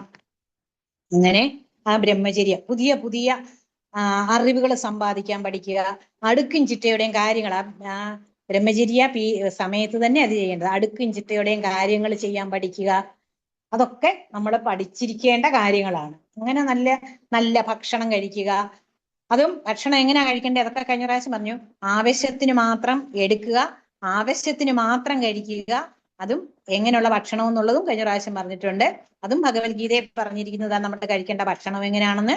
അങ്ങനെയുള്ള ഭക്ഷണം കഴിക്കുക, ആവശ്യത്തിന് മാത്രം എടുത്തിട്ട് കളയാതിരിക്കുക. പിന്നെയുള്ളത് ഉറക്കം. ഒരുപാട് സമയം കിടന്ന് ഉറങ്ങാനും പാടില്ല, ഉറക്കളയ്ക്കാനും പാടില്ല. ഒരു പരിധി കൂടുതൽ ആവശ്യത്തിന് സമമായിട്ട് ഉറങ്ങുക. അതുപോലെ ഇപ്പം നമ്മൾ നിങ്ങളുടെ കാര്യമല്ല ഞാൻ പറയുന്നത്, ചില കുട്ടികളൊക്കെ കുറേ സമയം മൊബൈലിൽ കളിക്കും. ഇപ്പൊ മൊബൈൽ ഉള്ളതുകൊണ്ടാണ് നമുക്ക് ഈ ക്ലാസ് നടത്താൻ പറ്റുന്നത്. അപ്പോൾ മൊബൈലിന് നല്ല ഉപയോഗമൊക്കെ ഉണ്ട്. നിങ്ങൾക്ക് എല്ലാവർക്കും അറിയാം, മൊബൈൽ നന്നായിട്ട് പുതിയ പുതിയ അറിവുകൾ സമ്പാദിക്കാനും നല്ല നല്ല കളികൾക്കും നല്ല നല്ല വിവരങ്ങൾ കിട്ടാനും ഒക്കെ മൊബൈൽ ഉപകരിക്കും. അതുപോലെ തന്നെ വേണ്ടാത്ത കാര്യങ്ങളിൽ ഏർപ്പെടാനും മൊബൈൽ നമുക്ക് ഉപകരിക്കും. അപ്പം ദൂഷിച്ച കാര്യങ്ങൾ, ദോഷപ്പെട്ട കാര്യങ്ങൾക്ക് വെറുതെ നമ്മൾ സമയം കളഞ്ഞ് മൊബൈലിന്റെ പുറകെ പോവരുത്. നമുക്ക് വേണ്ട കാര്യങ്ങൾ ഏതാണോ, നമുക്ക് വേണ്ട കാര്യങ്ങൾ എന്ന് പറയുമ്പോൾ നമുക്ക് വേണ്ട കാര്യങ്ങൾ ഏതാണെന്ന് നമ്മൾ തീരുമാനിക്കണം. കാരണം നമ്മൾ സനാതന ധർമ്മം പഠിക്കുന്ന കുഞ്ഞുങ്ങളാണ്. അപ്പൊ വേണ്ട കാര്യങ്ങൾക്ക് വേണ്ടി അല്ലാതെ ആവശ്യമില്ലാതെ ഒരുപാട് സമയം നമ്മൾ മൊബൈലിലും ടിവിയിലും ഒന്നും സമയം കളയരുത്. എല്ലാത്തിനും ഒരു കൃത്യനിഷ്ഠയും അടുക്കും ചിട്ടയും ഒക്കെ വേണം. ഇതൊക്കെ നമ്മുടെ ബ്രഹ്മചര്യ കാലത്ത് പഠിക്കേണ്ടതാണ്. ഇനി അഞ്ചാമത്തേത് ഉള്ളത്, അതുപോലെ തന്നെ നമ്മള് ആദ്യത്തെ ക്ലാസ്സിൽ പറഞ്ഞിരുന്നു, നമ്മള് ചെടികള് പച്ചക്കറികള് ഒക്കെ കൃഷി ചെയ്യുക. കാരണം ഇതൊക്കെ ഭഗവാന്റെ സ്വരൂപങ്ങൾ തന്നെ. അതുകൊണ്ട് അതിനൊക്കെ നമ്മൾ ശ്രദ്ധിക്കണം. നമ്മുടെ ചുറ്റുമുള്ള ചെടികൾക്ക് വെള്ളം ഒഴിക്കുക, പൂന്തോട്ടത്തിലെ വെള്ളം ഒഴിക്കുക, അതിന് വളം ചെയ്യുക, അതിനെ ശുശ്രൂഷിക്കുക. അതിനോട് അടുത്തൂടെ നടക്കുമ്പോൾ തന്നെ ഒരു സന്തോഷം നമുക്ക് കിട്ടും. പച്ചക്കറികളൊക്കെ കൃഷി ചെയ്യുക, അതൊക്കെ കാണുമ്പോൾ തന്നെ നമുക്കൊരു സന്തോഷം കിട്ടും. ഇതിനോടൊക്കെ ഒരു സ്നേഹം നമ്മുടെ മനസ്സിൽ വരും. അതൊക്കെ നല്ല IQ തന്നെ പോരാ, EQ നമുക്ക് വേണം, അതിനു വേണ്ടിയാണ്. അതുപോലെ മറ്റുള്ള സഹജീവികളോട്, മനുഷ്യരോടെന്നല്ല മറ്റ് സഹജീവികളോടും ഒക്കെ തന്നെ നമുക്ക് നല്ല സ്നേഹം ഉണ്ടായിരിക്കണം. അതുപോലെ ഇപ്പൊ നമ്മൾ പറഞ്ഞു ഗാന്ധർവ വേദം, സാമവേദത്തിന്റെ ഉപവേദമായ ഗാന്ധർവ വേദം, അതിനകത്തില് നൃത്തം, സംഗീതം, ചിത്രരചന, ഇതൊക്കെ പലവിധ കലകളുണ്ട്. നമ്മൾ അതൊക്കെ അഭ്യസിക്കണം. നമ്മുടെ സമയം അഡ്ജസ്റ്റ് ചെയ്ത്, സമയത്തെ നമ്മൾ 24 മണിക്കൂറിനെ ഉപയോഗിച്ച് ഇതുമൊക്കെ നമ്മൾ നമ്മുടെ ജീവിതത്തിൽ പഠിക്കാൻ ശ്രമിക്കണം. പിന്നുള്ളത് അപരിഗ്രഹം. ഇപ്പൊ ഞാൻ പറഞ്ഞ പോലെ ആവശ്യമുള്ളത് മാത്രം നമുക്ക് മതി. ഒരുപാട് ആഗ്രഹങ്ങൾ നമുക്ക് വേണ്ട. ഒരു മാളിലൊക്കെ പോയിട്ട്, ഇപ്പൊ നമുക്കെല്ലാം മാള് സംസ്കാരമല്ലേ, നമ്മൾ മാളിൽ പോയിട്ട് കാണുന്നതെല്ലാം, കുറച്ച് കളിപ്പാട്ടം കണ്ടു, അതെല്ലാം വേണം എന്ന് പറഞ്ഞ് വഴക്കുണ്ടാക്കണ്ട. അതുപോലെ കൂടുതൽ ആഗ്രഹങ്ങൾ, ഇപ്പൊ കുറച്ച് ആഗ്രഹിച്ചാൽ അത് കിട്ടിയാൽ പിന്നെയും വേണമെന്ന് തോന്നും. അതുപോലെ വലിയ ഹോട്ടലുകളിൽ അവിടെ ഇവിടെയൊക്കെ പോയി കണ്ടത് കടിയതൊക്കെ വാങ്ങിച്ച് നമ്മളെ കഴിക്കുന്ന ശീലം, അതൊക്കെ മാറ്റിയിട്ട് നമുക്ക് ആവശ്യമുള്ളത് എന്താണെന്ന് നമ്മൾ തന്നെ ഒന്ന് ചിന്തിച്ചിട്ട് അത് മാത്രം വാങ്ങിക്കുകയും ഉപയോഗിക്കുകയും ചെയ്യുന്നതിന് ഒന്ന് ശീലിക്കണം. അതാണ് അപരിഗ്രഹം. ഇത്രയൊക്കെ ശീലിച്ചാൽ നമ്മുടെ ജീവിതം നല്ലതാകത്തില്ലയോ? ആകുമോ? ആരെ ഉപദ്രവിക്കാതിരിക്കുക, വാക്കുകൊണ്ടും പ്രവൃത്തി കൊണ്ടും. സത്യം മാത്രം പറയുക, സത്യം മാത്രം ചിന്തിക്കുക, സത്യം മാത്രം പ്രവർത്തിക്കുക. പിന്നെന്താണ്? മറ്റുള്ളവരുടെ ഉയർച്ചയിൽ അവരോട് അസൂയയോ കുശുമ്പോ ഒന്നും ഉണ്ടാവാതിരിക്കുക. സ്നേഹം മാത്രം മറ്റുള്ളവരോട് ഉണ്ടാവുക. പിന്നെ ബ്രഹ്മചര്യ, നല്ല നല്ല കാര്യങ്ങളെ കുറിച്ച് പഠിക്കുക, കളിക്കുക, ചിരിക്കുക, ചെടികൾ സംരക്ഷിക്കുക, മറ്റ് സഹജീവികളോട്, മറ്റ് ജീവജാലങ്ങളെയൊക്കെ സ്നേഹിക്കുക. പുസ്തകങ്ങൾ, നല്ല നല്ല പുസ്തകങ്ങൾ വായിക്കുക, മൊബൈലിലെയും ടിവിയിലെയും നല്ല നല്ല കാര്യങ്ങളൊക്കെ കാണുക, മനസ്സിന് സന്തോഷം കിട്ടാൻ വേണ്ടി കലകൾ അഭ്യസിക്കുക, അക്ഷരശ്ലോകം തുടങ്ങിയവ പഠിക്കുക, അത് കൂട്ടമായി ഇരുന്ന് ചൊല്ലി പഠിക്കുക, ഒരു മത്സരമൊക്കെ നടത്തുക. ഇതൊക്കെ നമുക്ക് സന്തോഷം തരുന്ന കാര്യങ്ങൾ. ഇതൊക്കെ ചെയ്തു കഴിഞ്ഞാൽ ആവശ്യമുള്ളത് മാത്രം വാങ്ങിക്കുക, ആവശ്യത്തിൽ കൂടുതൽ ആഗ്രഹം വെച്ച് പുലർത്താതിരിക്കുക. ഇതൊക്കെ ചെയ്യുമ്പോൾ നമ്മുടെ മനസ്സ് ശാന്തമാവത്തില്ലയോ? ഒന്ന് ആലോചിച്ച് നോക്കിയേ. ആരെങ്കിലും ഒരാൾ ഉത്തരം പറയണേ. പറഞ്ഞില്ലല്ലോ. അടുത്തത് നമ്മള് യമം എന്നുള്ളതിലെ 5 എണ്ണം അടുത്ത പ്രാവശ്യം ഇട്ടേക്കാൻ പോസ്റ്റ് ചെയ്യാം. നിങ്ങളെല്ലാവരും നിങ്ങളെല്ലാവരും ഇങ്ങനെ തന്നെ ചെയ്യുന്നത്, എങ്കിലും സനാതന ധർമ്മത്തിൽ പറഞ്ഞിരിക്കുന്ന കാര്യമാണെന്ന് അറിഞ്ഞുകൊണ്ട് ഇന്ന് മുതൽ അങ്ങനെ തന്നെ ചെയ്യണം. അടുത്തത് നമുക്കുള്ളത് നിയമങ്ങൾ. യമവും നിയമവും ഇന്ന് നമ്മൾ നോക്കുന്നത്. നിയമം എന്ന് പറഞ്ഞാല് ശൗചം. ഒന്നാമത്തേത് ശൗചം എന്ന് പറഞ്ഞാൽ എന്തുവാ? ശുചിയാകുക. അത് നമ്മൾ ഇന്നലെ ക്ലാസ്സിൽ പറഞ്ഞു. രാവിലെ എഴുന്നേൽക്കുമ്പോൾ പല്ല് തേക്കുക, മുഖം കഴുകുക, കുളിക്കുക, ഇല്ലയോ? ബാക്കി കാര്യങ്ങളൊക്കെ എവിടെയെങ്കിലും പുറത്തൊക്കെ പോയിട്ട് വന്നാല് ശരീരം വൃത്തിയാക്കി. നമ്മൾ കോവിഡ് കാലത്തൊക്കെ അങ്ങനെ അല്ലായിരുന്നു, കുളിച്ചിട്ടേ കയറത്തുള്ളൂ, ഇല്ലയോ? മുഷിഞ്ഞ വസ്ത്രങ്ങളെല്ലാം മാറ്റി കുളിച്ചൊക്കെ നമ്മള് കയറത്തുള്ളായിരുന്നു. കൈയും കാലും മുഖമൊക്കെ കഴുകുക, ആചമിക്കുക, ഇങ്ങനെ ബാഹ്യമായ ശരീരത്തിന് ശുചിത്വം ഉണ്ടാക്കി എപ്പോഴും ശരീരം ശുചിയായി സംരക്ഷിക്കണം.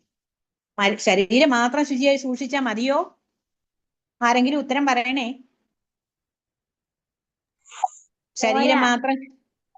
പിന്നെന്താ കൂടെ ശുചിയാക്കി വെക്കണം? മനസ്സ് ആ, മനസ്സ് ശുചിയാക്കി വെക്കണം. നല്ല ചിന്തകളായിരിക്കണം. നല്ല വാക്കു ചൊല്ലണം. നമ്മൾ പറഞ്ഞില്ലയോ? അപ്പൊ ആ മനസ്സ്, ചിന്തകള്, അതിന് സാത്വികമായ ആഹാരം കഴിക്കണം, സാത്വികമായ പാട്ട് കേൾക്കണം, സാത്വികമായ കാര്യങ്ങൾ കാണണം. അപ്പൊ നമ്മുടെ മനസ്സും ചിന്തകളും എല്ലാം ശുചിയാകും. അപ്പം മനസ്സിനെ ശുചിയാക്കാനായിരുന്നു നമ്മൾ ആ കാര്യമൊക്കെ നേരത്തെ പറഞ്ഞിരിക്കുന്നത്. പിന്നെന്താണ്? അപ്പം ബാഹ്യമായ ശരീരത്തിന് ശുചിത്വം വേണം, മനസ്സിനും ചിന്തയ്ക്കും ശുചിത്വം വേണം. അതിന് യമം പറഞ്ഞപ്പോൾ ആ ഒരൊറ്റ കാര്യം കൊണ്ട് തന്നെ ആന്തരികമായ ശുചിത്വം വന്നു ചേരും. പിന്നെന്താണ്? പിന്നുള്ളത് തപസ്. തപസ് എന്ന് പറഞ്ഞാല് നമ്മൾ പഠിക്കാനിരിക്കുക, അതൊരു തപസ്സായിട്ട് എടുക്കണം. നമ്മൾ കുറച്ചു നേരമേ പഠിച്ചുള്ളേലും അത് ശ്രദ്ധയോടെ ഇരുന്ന് പഠിക്കണം. നമ്മുടെ ആ ശ്രദ്ധ മാത്രം ഏകാഗ്രമാക്കിയിട്ട് ഏത് കാര്യം ചെയ്യും, കളിക്കുമ്പോഴായിക്കോട്ടെ, പഠിക്കുമ്പോഴായിക്കോട്ടെ, ജോലി ചെയ്യുമ്പോഴായിക്കോട്ടെ, അക്ഷരശ്ലോകം പഠിക്കുമ്പോഴായിക്കോട്ടെ, പടം വരയ്ക്കുമ്പോഴായിക്കോട്ടെ, ഡാൻസ് കളിക്കുമ്പോഴായിക്കോട്ടെ, ഏത് കാര്യം ചെയ്യുമ്പോഴും വളരെ ഏകാഗ്രമായി അതിൽ ലയിച്ചിരുന്ന് ചെയ്താല് നമുക്കത് തപസ്സെന്ന് പറയാം. ഭക്ഷണം കഴിക്കുമ്പോഴും ഉണ്ട് ആ തപസ്. അതിന്റെ രുചിയൊക്കെ അറിഞ്ഞ്, മൊബൈലിൽ നോക്കിക്കൊണ്ടോ ടി വി നോക്കിക്കൊണ്ടോ അല്ല ഭക്ഷണം കഴിക്കണ്ടേ, അതിന്റെ രുചിയൊക്കെ അറിഞ്ഞ് അതിന്റെ നിറമൊക്കെ കണ്ട് അങ്ങനെ ആസ്വദിച്ച് കഴിക്കണം. അതൊരു തപസ്സ. പിന്നെന്താണ്? സ്വാധ്യായം. അന്ന് നേരത്തെ പറഞ്ഞു, നമ്മുടെ സനാതന ധർമ്മ ഗ്രന്ഥങ്ങള് എല്ലാവരുടെയും വീടുകളിലുണ്ട്. സ്വാധ്യായം ചെയ്യണം. ഏതെങ്കിലും ഒന്നും പറ്റിയില്ലെങ്കിൽ പുതിയ എന്തെങ്കിലും ഒരു കാര്യമെങ്കിലും ഒരു ദിവസം പഠിക്കാൻ ശ്രമിക്കണം. നമ്മുടെ മാലാമന്ത്രങ്ങളായ വിഷ്ണു സഹസ്രനാമമുണ്ട്, ലളിതാ സഹസ്രനാമമുണ്ട്, നമ്മൾ തന്നെ ഇന്നൊക്കെ ചൊല്ലിയ സ്തുതികളുണ്ട്. ഒക്കെ ഏതെങ്കിലും ഒക്കെ നമ്മൾ തീർച്ചയായിട്ടും ചൊല്ലണം. ഭഗവത്ഗീതയിലെ കഴിഞ്ഞ പ്രാവശ്യം നമ്മൾ പഠിച്ച 2 ശ്ലോകങ്ങള് ഉറപ്പായിട്ടും എല്ലാ ദിവസവും ചൊല്ലണം. അത് കഴിഞ്ഞ് ഈ പ്രാവശ്യം കൊണ്ട് 2 ശ്ലോകങ്ങള്, അങ്ങനെ 4 ശ്ലോകങ്ങൾ ദിവസവും ചൊല്ലി പഠിക്കണം. അതാണ് സ്വാധ്യായം. പിന്നെ ഈശ്വര പ്രണിധാനം, അതായത് ഈശ്വരനോട് അഭിമുഖമായി. കാരണം ആദ്യം എല്ലാം പറഞ്ഞത് ഇത് തന്നെ, ഈശ്വരനുള്ളത് കൊണ്ടാണ് നമ്മുടെ മനസ്സിലും നമ്മുടെ ഹൃദയത്തിലും ഈ കാണുന്ന സർവ്വ മനുഷ്യരിലും സർവ്വ ചരാചരങ്ങളിലും സർവ്വ ജീവികളിലും ഈശ്വരനുണ്ട് എന്നുള്ള സങ്കല്പത്തില് ആരോടും ദേഷ്യപ്പെടാതെ, ആരോടും വഴക്കുണ്ടാക്കാതെ ഈശ്വരോന്മുഖമായി ആ ജഗതീശ്വരൻ ഉള്ളത് കൊണ്ടാണ് നമ്മൾ സന്തോഷമായിട്ട് ഇങ്ങനെ കഴിയുന്നത്. ആ ഭഗവാൻ നമുക്ക് കണ്ണ് തന്നുകൊണ്ട് കാണാൻ പറ്റുന്നുണ്ട്, ചെവി തന്നുകൊണ്ട് കേൾക്കാൻ പറ്റുന്നുണ്ട്. അപ്പൊ നമ്മൾ ഭാഗ്യവാന്മാരാണ് എന്ന് ആലോചിച്ചുകൊണ്ട് ഈശ്വരന് നന്ദി പറഞ്ഞുകൊണ്ട് നമ്മള് ഓരോ ദിവസവും ജീവിക്കണം. അപ്പൊ ഇത്രയുമാ യമങ്ങളും നിയമങ്ങളും. ഇനി നമുക്ക് അത്യാവശ്യമായിട്ട് ഓരോ ദിവസവും നമ്മൾ ചെയ്യേണ്ടതായ, ഇപ്പൊ നിങ്ങൾക്ക് എല്ലാം പിടികിട്ടി കാണത്തില്ല, നമ്മള് ഗ്രൂപ്പിലിടാം. അന്നേരം അത് പഠിച്ചിട്ട് അടുത്ത പ്രാവശ്യം ഈ പ്രാവശ്യത്തെ പോലെ ചൊല്ലാൻ ആളില്ലാതെ വരരുത്. ഉറപ്പായിട്ടും മത്സരാധിഷ്ഠിതമായിട്ട് എല്ലാവരും തീരുമാനിച്ച് ഞാനിത് ചൊല്ലും എന്നുള്ള ചിന്തയില് ആദ്യം തന്നെ പോസ്റ്റ് ചെയ്യണം. എല്ലാത്തിനും ആൾ വേണം. അതുപോലെ എല്ലാവരും പാർട്ടിസിപ്പേറ്റ് ചെയ്യണം. നമ്മളെല്ലാവരും കൂടെ ഇത് പഠിക്കുന്നത്, ഞാനും നമ്മുടെ കുഞ്ഞുങ്ങളും എല്ലാവരും കൂടെ പഠിക്കുന്നത്. അതുകൊണ്ട് എല്ലാവരും പോസ്റ്റ് ചെയ്യണം. അതുപോലെ ഒരു കാര്യം കൂടെ, ഇനിയും നമ്മൾ പറയുന്നത് പഞ്ചമഹായജ്ഞങ്ങളെ കുറിച്ചാണ്. അത് പറയുന്നതിന് മുമ്പ് ഒരു കാര്യം കൂടെ, നിങ്ങൾ ഉറപ്പായിട്ട് നിങ്ങളുടെ കൂട്ടുകാരെ കൂടെ ഈ ഗ്രൂപ്പിൽ ഉൾപ്പെടുത്തണം. അതുപോലെ തന്നെ നിങ്ങളിൽ ഓരോരുത്തർക്കും ഓരോ കലാവാസനകൾ, അല്ലെ നിങ്ങൾക്ക് എന്തെങ്കിലും ഒരു കഴിവ് എക്സ്ട്രാ കാണും. ആ കഴിവ് എന്താന്ന് കണ്ടുപിടിച്ചിട്ടുണ്ടായിരിക്കും, അല്ലെങ്കിൽ നിങ്ങൾ അതിനകത്ത് മിടുക്കരായിരിക്കും. ആ കഴിവുകള് ഇനി മുതൽ എല്ലാ ഞായറാഴ്ചയും നമ്മുടെ ഗ്രൂപ്പ് എല്ലാവർക്കുമായിട്ട് ഓപ്പൺ ചെയ്തിരിക്കും. നിങ്ങൾ പടം വരച്ചിട്ടുണ്ടെങ്കിൽ ആ പടം നിങ്ങൾക്ക് ഇതിനകത്ത് പോസ്റ്റ് ചെയ്യാം, ആളിന്റെ പേരും എഴുതണം. പാട്ട് പാടാൻ അറിയാവുന്നവർ പാട്ട് പാടി ഇതിനകത്ത് പോസ്റ്റ് ചെയ്യണം. അതുപോലെ ഡാൻസ് കളിക്കാൻ അറിയാവുന്നവർ, നൃത്തമാടാൻ അറിയാവുന്നവര് നൃത്തം ചെയ്ത് വീഡിയോ പിടിച്ച് ഇതിനകത്തിലിടണം. നമ്മുടെ ഓരോരുത്തരുടെയും കഴിവുകൾ പ്രദർശിപ്പിക്കാനുള്ള ഒരു വേദി കൂടാണ് നമ്മുടെ ബാലശങ്കരം. അതുകൊണ്ട് അതുമൊക്കെ ചെയ്യണം. ഉറപ്പാണല്ലോ എല്ലാവരുടെയും സഹകരണം. നിങ്ങൾ എത്ര നമ്മളെല്ലാവരും കൂടെ ഒന്നിച്ച് ചെയ്യുന്നോ അത്രയും നമ്മളൊരു കുടുംബമായിട്ട് നമുക്ക് മനസ്സിലാവും. നമ്മളെല്ലാവരും പരസ്പരം നമുക്ക് എന്തെല്ലാം കഴിവുകളുണ്ടോ, ചിലപ്പം ശരിയായി കാണത്തില്ല, അതൊന്നും സാരമില്ല. ഒക്കെ ചെയ്താ ചിലപ്പം പടം വരച്ചത് അത്ര ഭംഗി കാണത്തില്ല. ഓക്കെ, നമ്മുടെ കുടുംബത്തിലോട്ടല്ലേ എഴുതുന്നത്, നമ്മുടെ സഹോദരങ്ങളല്ലയോ കാണുന്നേ, നമ്മുടെ ചേച്ചിമാരും ചേട്ടന്മാരും ഒക്കെ അല്ലയോ കാണുന്നത്. ഒരു പ്രശ്നവും ഇല്ല, അതെല്ലാവരും പോസ്റ്റ് ചെയ്യണം അവരവരുടെ കഴിവുകൾ. അതെന്ത് തന്നെ ആയാലും എല്ലാ ഞായറാഴ്ചകളിലും ഈ ബാലശങ്കരം ഓപ്പൺ ആയിരിക്കും, നിങ്ങൾ അതിനകത്തിൽ ഇടണം. ഇനിയും പഞ്ചമഹായജ്ഞങ്ങളെ കുറിച്ച് പറയാം. ഇതും നമ്മൾ ഒരു നിയമവും നമ്മൾ ശീലിക്കേണ്ട പോലെ തന്നെ ഓരോ ദിവസവും ചെയ്യേണ്ടതാണ്. പഞ്ചമഹായജ്ഞങ്ങൾ എന്ന് പറഞ്ഞത് ആകെപ്പാടെ എന്തൊക്കെയാ പറഞ്ഞത്? ഭഗവത്ഗീതയിലെ 2 ശ്ലോകവും പറഞ്ഞു. അഷ്ടാംഗ യോഗത്തിലെ എനിക്കൊരു അഭിപ്രായം പറഞ്ഞാട്ടെ. ഒരുപാട് കാര്യങ്ങൾ ഇപ്പം വളരെ ഭംഗിയായിട്ട് പറഞ്ഞു തന്നു. ഈ കുട്ടികൾ ഇത് എഴുതിയെടുക്കുന്നതായിട്ടൊന്നും ഞാൻ കാണുന്നില്ല. എഴുതുന്നുണ്ടോ എന്ന് അറിയില്ല. നമ്മളെ ബാലശങ്കരൻ ഗ്രൂപ്പിൽ ഇത് പോസ്റ്റ് ചെയ്യുന്നുണ്ട്. ആയിക്കോട്ടെ ജയശങ്കര. അപ്പൊ അവർക്ക് എഴുതിയെടുക്കാമല്ലോ. ഞാനിവിടെ ഒരു അഭിപ്രായം പറഞ്ഞോട്ടെ. ഇപ്പം ഉഷേട്ടത്തി പറഞ്ഞ കാര്യങ്ങൾ വളരെ നല്ല, ഞാൻ എന്റെ മനസ്സിൽ കണ്ട കാര്യങ്ങളാണ്. കുട്ടികളുടെ കഴിവുകൾ, അവർക്ക് അവരുടെ കഴിവുകൾ പ്രകടിപ്പിക്കാൻ സാധിക്കുന്ന ഒരു പ്ലാറ്റ്ഫോം തന്നെയാണ് നമ്മുടെ ഈ ഒരു ആദിശങ്കര ഫൗണ്ടേഷന്റെ അതുപോലെ ഈ ബാലശങ്കരം എന്നുള്ള പരിപാടി തന്നെ. അപ്പൊ അതിനകത്ത് കുട്ടികൾ ഇത് ചെയ്യുന്നതോടൊപ്പം തന്നെ അവരുടെ കഴിവുകൾ, പാട്ട് പാടുന്നവരുണ്ടാവാം, ചിത്രരചന ചെയ്യുന്നവരുണ്ടാവാം, അല്ലെങ്കിൽ എന്തെങ്കിലും ബാക്ക്ഗ്രൗണ്ട് മ്യൂസിക് ചെയ്യുന്നവരുണ്ടാവാം. ഇതിങ്ങനെയുള്ള കാര്യങ്ങളൊക്കെ അവർ ഇതുപോലെ വീഡിയോ എടുത്തോ അല്ലെങ്കിൽ അവരുടെ അത് പോസ്റ്റ് ചെയ്യുക. അതോടൊപ്പം തന്നെ ഇനി പഠിപ്പിച്ച വിഷയങ്ങൾ തന്നെ, ഇപ്പം ഉഷവട്ടത്തിൽ ഇപ്പം അതിനകത്ത് ഇട്ടിരിക്കുന്ന കാര്യങ്ങൾ, ഇന്ന് പഠിപ്പിച്ചിട്ടുള്ള കാര്യങ്ങൾ, അതൊക്കെ ഈ മന്ത്രങ്ങളും കാര്യങ്ങളൊക്കെ ജപിച്ചു വേണമെങ്കിലും അല്ലെങ്കിൽ ചൊല്ലിക്കൊണ്ട് ഒരു വോയിസ് മെസ്സേജ് ആയിട്ടാണെങ്കിലും അതിനകത്ത് പോസ്റ്റ് ചെയ്യാവുന്നതാണ്. അതുകൊണ്ട് കുറച്ചുകൂടെ നന്നായിരിക്കും എന്ന് എനിക്ക് തോന്നുന്നു. അതിപ്പം ഞായറാഴ്ച അവർക്ക് സൗകര്യമുള്ള സമയം പോലെ അവർ ചെയ്തു കൊള്ളട്ടെ. നമുക്കത് വേണമെങ്കിൽ ഈ ബാലശങ്കരം എന്നുള്ള ഗ്രൂപ്പ് നമുക്ക് ഓപ്പൺ ചെയ്യാം, പബ്ലിക്കായിട്ട് ഇവർക്ക് വേണ്ടിയിട്ട് ഓപ്പൺ ചെയ്യാം. അവരതിനുള്ള ചെയ്തു കൊള്ളട്ടെ. അങ്ങനെയുള്ള മന്ത്രങ്ങളൊക്കെ അവർ ജപിച്ചു ചൊല്ലി പഠിക്കുകയും ചെയ്യാം. അതെ അതെ അതെ, മറ്റുള്ളവർക്ക് കേട്ട് കേട്ട് തന്നെ പഠിക്കുകയും ചെയ്യാം. അപ്പൊ അത് നമുക്കൊരു ബാലശങ്കര ഗ്രൂപ്പ് നമുക്ക് വളരെയധികം ആക്റ്റീവായിട്ട് എടുക്കാൻ സാധിക്കും കുട്ടികളെ കൊണ്ട് തന്നെ. പിന്നെ നമുക്ക് എന്തെങ്കിലും ചെയ്യണമെന്നുണ്ടെങ്കിൽ അത് നമുക്ക് അതിനകത്ത് ചെറിയൊരു പോസ്റ്റായിട്ട് നമുക്ക് ഇടാൻ സാധിക്കും. ഉഷപ്പോൾ തന്നെ ചില പോസ്റ്റുകളായാലും മറ്റുള്ളവരാണെങ്കിലും നമുക്ക് നമ്മുടെ സമൂഹത്തിലുള്ള അതേപോലുള്ള വ്യക്തിത്വങ്ങളെ കൊണ്ട് നമുക്ക് അതിനകത്ത് പോസ്റ്റ് ചെയ്യിക്കാൻ സാധിക്കും. ഒരു അഭിപ്രായമാണ്. വളരെ നല്ല ആശയമാണ്. ഇത് കുഞ്ഞുങ്ങളുടെ ഗ്രൂപ്പാണ്. ഇത് നിങ്ങളുടെ ഗ്രൂപ്പാണ്. നിങ്ങളുടെ കലാവാസനകള്, നിങ്ങളുടെ കഴിവുകളെ ഒക്കെ പ്രദർശിപ്പിക്കാനുള്ള ഒരു വേദിയാണ്. എങ്കിലും 9 മണിയായി. ഇന്ന് നിയമം മാത്രമേ പറഞ്ഞു എന്നുള്ളൊരു വിഷമം കാരണം പെട്ടെന്ന് ഇത് പിന്നെ ഗ്രൂപ്പിൽ പോസ്റ്റ് ചെയ്യുമ്പോൾ നിങ്ങൾക്ക് കൂടുതൽ മനസ്സിലാവും. പഞ്ചമഹായജ്ഞങ്ങളെ കുറിച്ച് അത് ദിവസവും ചെയ്യേണ്ട കാര്യങ്ങളായതുകൊണ്ട് അതുകൂടെ പറഞ്ഞിട്ട് നമുക്ക് നിർത്താം. 1-ാമത്തെ യജ്ഞം ദേവയജ്ഞം. പഞ്ചമഹായജ്ഞങ്ങള് ദിവസവും നമ്മൾ ചെയ്യേണ്ടതാണ്, മനുഷ്യരായ എല്ലാവരും ചെയ്യേണ്ടതാണ്. 1-ാമത്തെ യജ്ഞം ദേവയജ്ഞം. ദേവയജ്ഞം എന്ന് പറഞ്ഞാല് പ്രകൃതിയെയും ഈശ്വരന്റെ വൈഭവത്തെയും നമ്മൾക്ക് ആരാധിക്കണം. അതിനുള്ള നമ്മൾ കാര്യം എന്തായിരുന്നു? നാമം ജപിക്കുക, ഈശ്വര കീർത്തനങ്ങൾ ചൊല്ലുക, ക്ഷേത്രത്തിൽ പോകുക, ഭഗവാനെ സ്തുതിക്കുക, പ്രകൃതിയെ സ്നേഹിക്കുക. പ്രകൃതിയെ സ്നേഹിക്കുന്നത് ചെടികളെ, സസ്യങ്ങളെ ഒക്കെ നോക്കണമെന്നും പ്രകൃതിയിലെ മറ്റ് ജീവജാലങ്ങളെ സ്നേഹിക്കണമെന്നും ഒക്കെ പറഞ്ഞില്ലയോ? അതാ ആദ്യമായിട്ട് നാമം ജപിക്കുക, വ്രതമെടുക്കാൻ പറ്റുന്നവര് വ്രതമെടുക്കുക, അതുപോലെ അമ്പലത്തിൽ പോവുക, സന്ധ്യാവന്ദനം കഴിക്കുക. ഇതൊക്കെ ദേവയജ്ഞമാണ്. 1-ാമത്തെ പഞ്ചമഹായജ്ഞങ്ങൾ. പഞ്ച എന്ന് പറഞ്ഞാൽ 5 മഹായജ്ഞങ്ങള് ദിവസവും ചെയ്യേണ്ടതില് 1-ാമത്തെ യജ്ഞം ദേവയജ്ഞം. ദേവയജ്ഞത്തിൽ നമുക്ക് എളുപ്പം ചെയ്യാൻ കഴിയുന്ന കാര്യം എന്താണ്?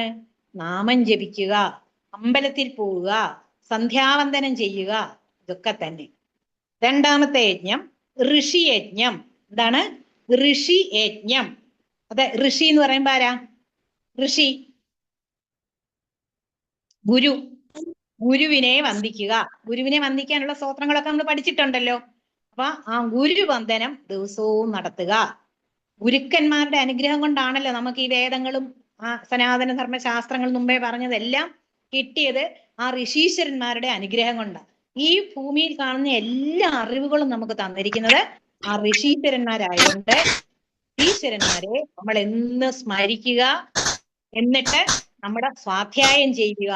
അത് നമ്മളെ നിയമാദികൾ പറഞ്ഞപ്പം പറഞ്ഞു, നമ്മൾ എന്തായാലും രാമായണം ആയിക്കോട്ടെ, ഭഗവത്ഗീത ആയിക്കോട്ടെ, അല്ലെങ്കിൽ സ്തോത്രങ്ങളായിക്കോട്ടെ, ശങ്കരാചാര്യ സ്വാമികളുടെ ഏതെങ്കിലും കൃതികളായിക്കോട്ടെ, നിങ്ങൾക്ക് പറ്റുന്ന എന്തെങ്കിലും ദിവസവും ചൊല്ലുക. അതാണ് ഋഷിയജ്ഞം. എന്താണ് ഒരു ശബ്ദം? അടുത്തത് മൂന്നാമത്തെ യജ്ഞം പിതൃയജ്ഞം. പിതൃയജ്ഞം എന്ന് പറഞ്ഞാൽ എന്താ? പിതൃക്കൾ എന്ന് പറയുമ്പോൾ മരിച്ചുപോയവരെ തന്നെയല്ല, ജീവിച്ചിരിക്കുന്നവരെയും നമുക്ക് മുന്നേ നമ്മളെ വിട്ടുപോയവരെയും സ്മരിക്കുക. എല്ലാ ദിവസവും ചെയ്യേണ്ട മൂന്നാമത്തെ യജ്ഞമാണ് പിതൃയജ്ഞം. നമ്മൾ ജീവിച്ചിരിക്കുന്നവരെ എങ്ങനെയാ യജ്ഞത്തിൽ കൂടെ ചെയ്യാൻ പറ്റുന്നേ? എന്താണ് ഒരു യജ്ഞമായിട്ട് അത് ചെയ്യാൻ പറ്റുന്നേ? ജീവിച്ചിരിക്കുന്നവരെ നമ്മുടെ അച്ഛന്, അമ്മ, സഹോദരങ്ങള്, മറ്റു ബന്ധുമിത്രാദികള്, മുത്തശ്ശൻ, മുത്തശ്ശി എന്ന് വേണ്ട, നമുക്ക് പ്രായത്തിന് മൂത്ത എല്ലാവരെയും നമ്മള് ബഹുമാനിക്കുക, ആദരിക്കുക. പിന്നെ നമ്മളെ വിട്ടുപോയ നമ്മുടെ കുടുംബാംഗങ്ങളെ ഒക്കെ തന്നെ പിതൃക്കളായി കണ്ടുകൊണ്ട് അവരെ ഒരു നേരമെങ്കിലും നമ്മള് ഓർമ്മിക്കുക, സ്മരിക്കുക, ബഹുമാനിക്കുക. ഇതാണ്. അതുപോലെ നമുക്ക് ചുറ്റുമുള്ള, നമുക്കറിയാം, നമുക്ക് പ്രായത്തിന് മൂത്ത ആൾക്കാര്, എന്തെങ്കിലും ആവശ്യമുള്ളവര്, ചിലപ്പം കണ്ണു കാണാത്തവരെ നമ്മുടെ വീട്ടിൽ തന്നെ കാണും, നമ്മുടെ മുത്തശ്ശന്മാരൊക്കെ, അവരെയൊക്കെ സഹായിക്കുക. അതായത് അച്ഛനമ്മമാരെ, മുത്തശ്ശന്മാരെ, മുത്തശ്ശിമാരെ, നമുക്ക് പ്രായത്തിന് മൂത്ത അവരെയൊക്കെ ഏതെങ്കിലും തരത്തിൽ നമ്മൾ സഹായിക്കുക. അവരെ ഒന്നും വാക്കുകൾ കൊണ്ടോ പ്രവൃത്തികൾ കൊണ്ടോ വേദനിപ്പിക്കാതിരിക്കുക. ചെയ്യാവുന്ന സഹായങ്ങൾ ചെയ്തു കൊടുക്കുക. ഇതാണ് പിതൃയജ്ഞം. ഇതും നമ്മള് ഇപ്പം ദേവയജ്ഞം, ഋഷിയജ്ഞം, പിതൃയജ്ഞം, ഇത് 3 പറഞ്ഞു. ഇനി 4-മത്തേതാണ് ഭൂതയജ്ഞം. ഭൂതത്തിനെ പിടിച്ചുകൊണ്ട് വരാനോ പിശാചിനെ പിടിച്ചുകൊണ്ട് വരാനോ അല്ല. എന്താണ് ഭൂതയജ്ഞം? ഈ പ്രകൃതിയിൽ കാണുന്നതെല്ലാം ഭൂതങ്ങളാണ്. അതായത് സസ്യജാലങ്ങള്, അതിനോടൊപ്പം മറ്റ് ജീവജാലങ്ങള്, പക്ഷികള്, മൃഗങ്ങള് ഒക്കെ തന്നെ ഭൂമിയിൽ കാണുന്ന ഭൂതജാലങ്ങളാണ്. ഇവയൊക്കെ ഇതെല്ലാം നമ്മുടെ യമനിയമാദികളിൽ പറഞ്ഞു കഴിഞ്ഞതാണ്. അതുകൊണ്ടാണ് ഇതുകൂടി ഇതിന്റെ കൂടെ തന്നെ പറയുന്നത്. ഇവയൊക്കെ സംരക്ഷിക്കുകയും എല്ലാം ചെടികൾക്ക് വെള്ളം ഒഴിക്കുക, അവയെ സംരക്ഷിക്കുക, മറ്റ് ജീവജാലങ്ങൾക്ക്, പക്ഷികള്, കാക്ക തുടങ്ങിയ പൂച്ച, ഇതിനൊക്കെ നമ്മൾ അടുത്ത് വന്നിട്ടുണ്ടെങ്കിൽ നമ്മള് ഭഗവാന്റെ ലീലകൾ, കൃഷ്ണന്റെ ലീലകളൊക്കെ വായിക്കുമ്പോൾ അറിയാം ഭഗവാൻ എന്തൊക്കെയാണ് പക്ഷികൾക്കും മൃഗങ്ങൾക്കും ഒക്കെ കൊടുത്തിരുന്നത്, അവരെ എങ്ങനെ സംരക്ഷിച്ചിരുന്നു, ഇതൊക്കെ നമുക്ക് കാണാവുന്നതാണ്. അപ്പൊ നമ്മൾ ഭൂതയജ്ഞം, സർവ്വ സസ്യജാലങ്ങളെയും പക്ഷി മൃഗാദികളെയും നമ്മള് എന്തെങ്കിലും കൊടുത്ത് സഹായിക്കുക. ഉണക്ക് കാലത്തൊക്കെ കുറച്ച് വെള്ളം കൊണ്ട് വെളി വെക്കുക. പക്ഷികളൊക്കെ വന്ന് കുടിച്ചിട്ട് പൊക്കോളും, അണ്ണാനും ഒക്കെ വന്ന് കുടിച്ചിട്ട് പൊക്കോളും. ഇച്ചിരി ഭക്ഷണം കൊണ്ട് വെളി വെക്കുക, ഒക്കെ അവർ വന്ന് കഴിച്ചിട്ട് പൊക്കോളും. സസ്യങ്ങൾക്കൊക്കെ ഇച്ചിരി വെള്ളം കൊടുക്കുക, അവയുടെ കളകൾ പറിച്ച് കളയുക, വെള്ളം ഒഴിച്ചു കൊടുക്കുക, വളം ചെയ്യുക. ഇതൊക്കെ ഈ ഭൂതയജ്ഞത്തിൽ പെടുന്നതാ. അടുത്തത് നൃയജ്ഞം. നൃയജ്ഞം എന്ന് പറയുന്നത് നൃപൻ, മനുഷ്യനെ സഹായിക്കുക. ആരാണ്? അഗതികളായിട്ടുള്ളവര്, അശരണരായിട്ടുള്ളവര്, നമ്മുടെ സേവനം ആവശ്യമായിട്ടുള്ള ആരെയും നമ്മൾ സഹായിക്കണം. കാരണം നമുക്ക് ഇത്രയൊക്കെ കണ്ണും കാലും കയ്യും മൂക്കും എല്ലാം ഭഗവാൻ തന്നിട്ടുണ്ട്. ഇതുകൊണ്ട് നമുക്ക് മറ്റുള്ളവരെ ഏത് തരത്തിൽ, അറ്റ്ലീസ്റ്റ് നിങ്ങളെ കൊണ്ട് വെളിയിൽ ആർക്കും സഹായിക്കാൻ പറ്റിയില്ലെങ്കിലും നിങ്ങളുടെ വീട്ടിലുള്ളവരെ സഹായിക്കാമല്ലോ. അങ്ങനെ ഈ പഞ്ചമഹായജ്ഞങ്ങള് ഇന്നു മുതൽ നമ്മൾ എല്ലാവരും ചെയ്യും. ഒന്നാമത്തെ ദേവയജ്ഞം, ഇതൊക്കെ ഗ്രൂപ്പിൽ നമ്മൾ ഇടാം. ദേവയജ്ഞത്തിൽ നമ്മൾ ചെയ്യേണ്ടത് എന്തുവാ? നാമം ജപിക്കുക, സന്ധ്യാവന്ദനം നടത്തുക, അമ്പലത്തിൽ പോവുക. ഇപ്പൊ നിങ്ങളെ കൊണ്ട് ചെയ്യാൻ പറ്റുന്നതായോണ്ട് അത് 3 ഞാൻ പറയുന്നുള്ളൂ. അടുത്തത് ഋഷിയജ്ഞം. ഋഷിയജ്ഞം നമ്മുടെ ഗുരുപരമ്പരകളുടെ കാരുണ്യം കൊണ്ടാണ് നമുക്ക് ഈ അറിവുകളൊക്കെ തന്നത് എന്നുള്ളത് കൊണ്ട് അവരുടെ കൃതികളെ പഠിക്കുക, അവരെഴുതി തന്നിട്ടതായ നാമങ്ങള് ജപിക്കുക. പിന്നെ 3-മത്തേത് പിതൃയജ്ഞം. ജീവിച്ചിരിക്കുന്ന നമുക്ക് മുതിർന്നവരായ എല്ലാവർക്കും വേണ്ട സഹായ സഹകരണ സൗകര്യങ്ങൾ ചെയ്തു കൊടുക്കുക, അവരെ ബഹുമാനിക്കുക, ആദരിക്കുക, വിഷമിപ്പിക്കാതിരിക്കുക, സംരക്ഷിക്കാൻ എന്തെങ്കിലും ചെയ്യാൻ പറ്റുമെങ്കിൽ അത് ചെയ്യുക. ഒപ്പം നമുക്ക് മുന്നേ നമ്മളെ വിട്ടുപോയവരെ നമ്മൾ എന്നും സ്മരിക്കുക. പിന്നെ 4-മത്തെ ഭൂതയജ്ഞം. സർവ്വചരാചരങ്ങളിലും ഈശ്വരനുണ്ടെന്ന് അറിഞ്ഞുകൊണ്ട് സസ്യങ്ങളെയും പക്ഷി മൃഗാദികളെക്കും വേണ്ട അന്നവും ഭക്ഷണവും ഒക്കെ കൊടുത്ത് അവരെ ഉപദ്രവിക്കാതിരിക്കുക. അടുത്തത് നൃയജ്ഞം. നമ്മുടെ സമൂഹത്തിൽ കാണുന്ന എല്ലാ അശരണരെയും നമ്മുടെ വീട്ടിലുള്ളവരെയും നമ്മൾ സഹായിക്കുക, സംരക്ഷിക്കുക. ഇത് വളരെ പെട്ടെന്ന് പറഞ്ഞുപോയി, സമയം ഒരുപാടായതുകൊണ്ട്. എങ്കിലും ഗ്രൂപ്പിലിടുമ്പോൾ നിങ്ങൾക്ക് മനസ്സിലാകും. കാരണം ഇതൊക്കെ തന്നെ ആയിരുന്നു നമ്മളെ യമനിയമാദികളിലും പറഞ്ഞിരുന്നത്. ആർക്കെങ്കിലും എന്തെങ്കിലും സംശയം ഉണ്ടെങ്കിൽ നമുക്ക് പെട്ടെന്ന് ചോദിക്കാം. എന്തെങ്കിലും മനസ്സിലാവാത്തതുണ്ടെങ്കിൽ ചോദിക്കാം. ഒരു നിമിഷം. അഞ്ചാമത്തെ യജ്ഞം ഒന്നും കൂടെ പറയാമോ? പേര് നൃയജ്ഞം. നമ്മൾ ഗ്രൂപ്പിലിടാം, എഴുതിയിടാം, ഗ്രൂപ്പിൽ എഴുതിയിടാം.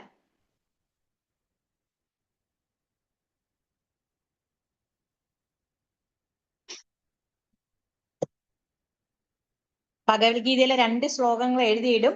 അപ്പൊ അതും ഉറപ്പായിട്ട് കഴിഞ്ഞ മാസത്തേത് 2 ഉണ്ട്, ഈ മാസത്തേത് 2 ഉണ്ട്.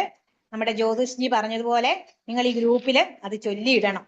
ഓരോരുത്തരും ചൊല്ലിയിട്ടാല് മറ്റുള്ളവർക്ക് അതൊരു പ്രേരണയാകും. അതുകൊണ്ട് ആദ്യം ഇടുന്നവർക്ക് ഓരോ പ്രോത്സാഹനമായിരിക്കും മറ്റുള്ളവർക്ക്. അപ്പൊ നമുക്കിത് വൈൻഡപ്പ് ചെയ്താലോ? സമയം 9:10 10 മിനിറ്റ് കൂടുതലായി പോയി.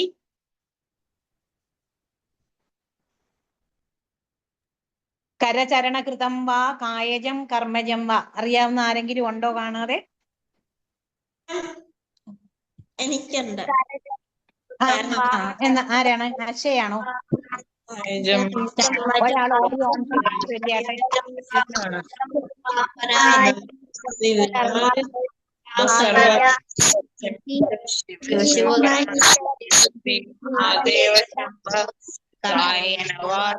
മനസേന്ദ്രേർവാ ബുദ്ധ്യാത്മനാവാ പ്രകൃതേ സ്വഭാവാ കരോമി സകലം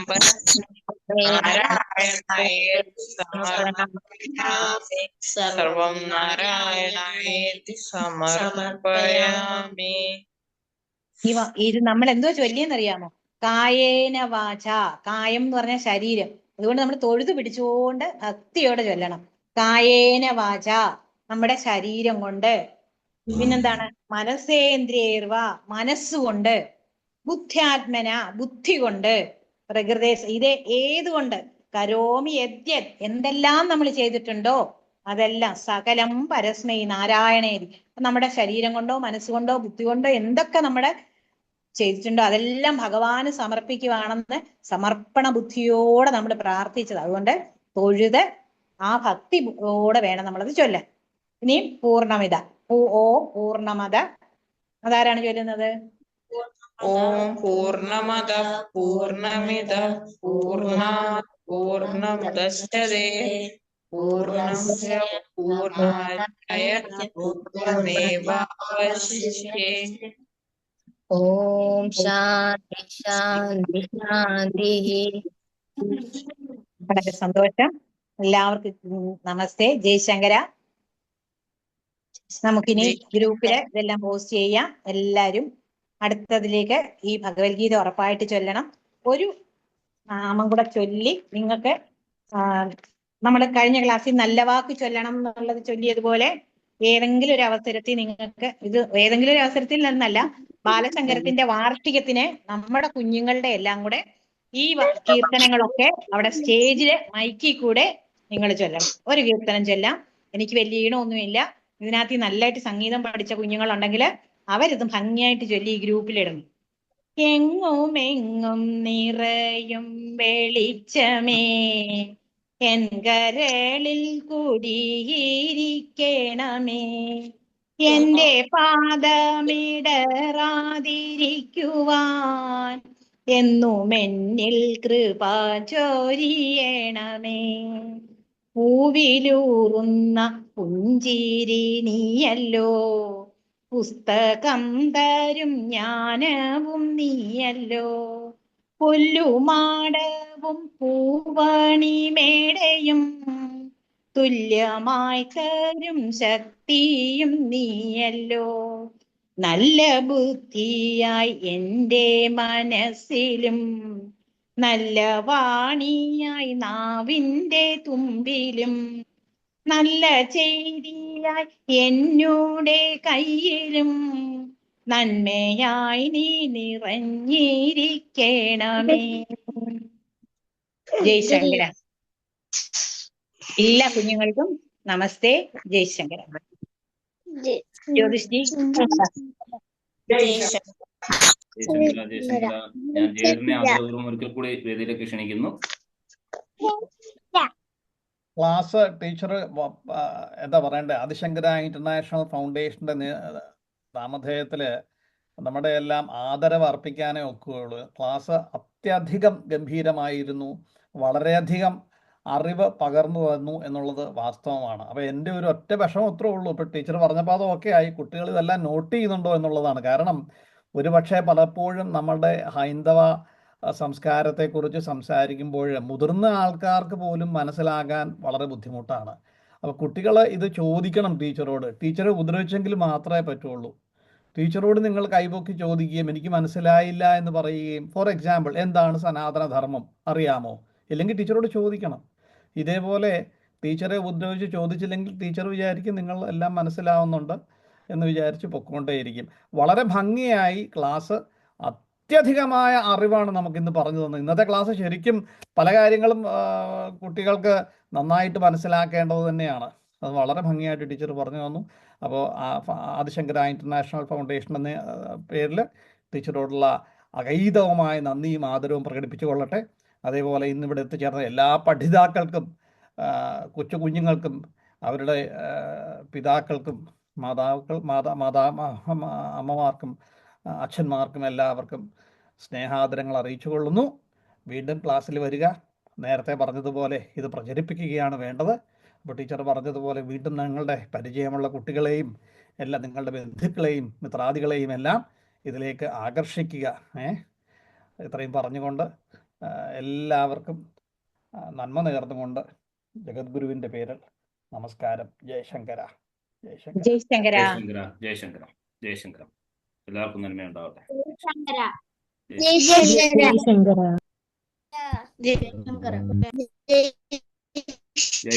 ജയശങ്കര ജയശങ്കര.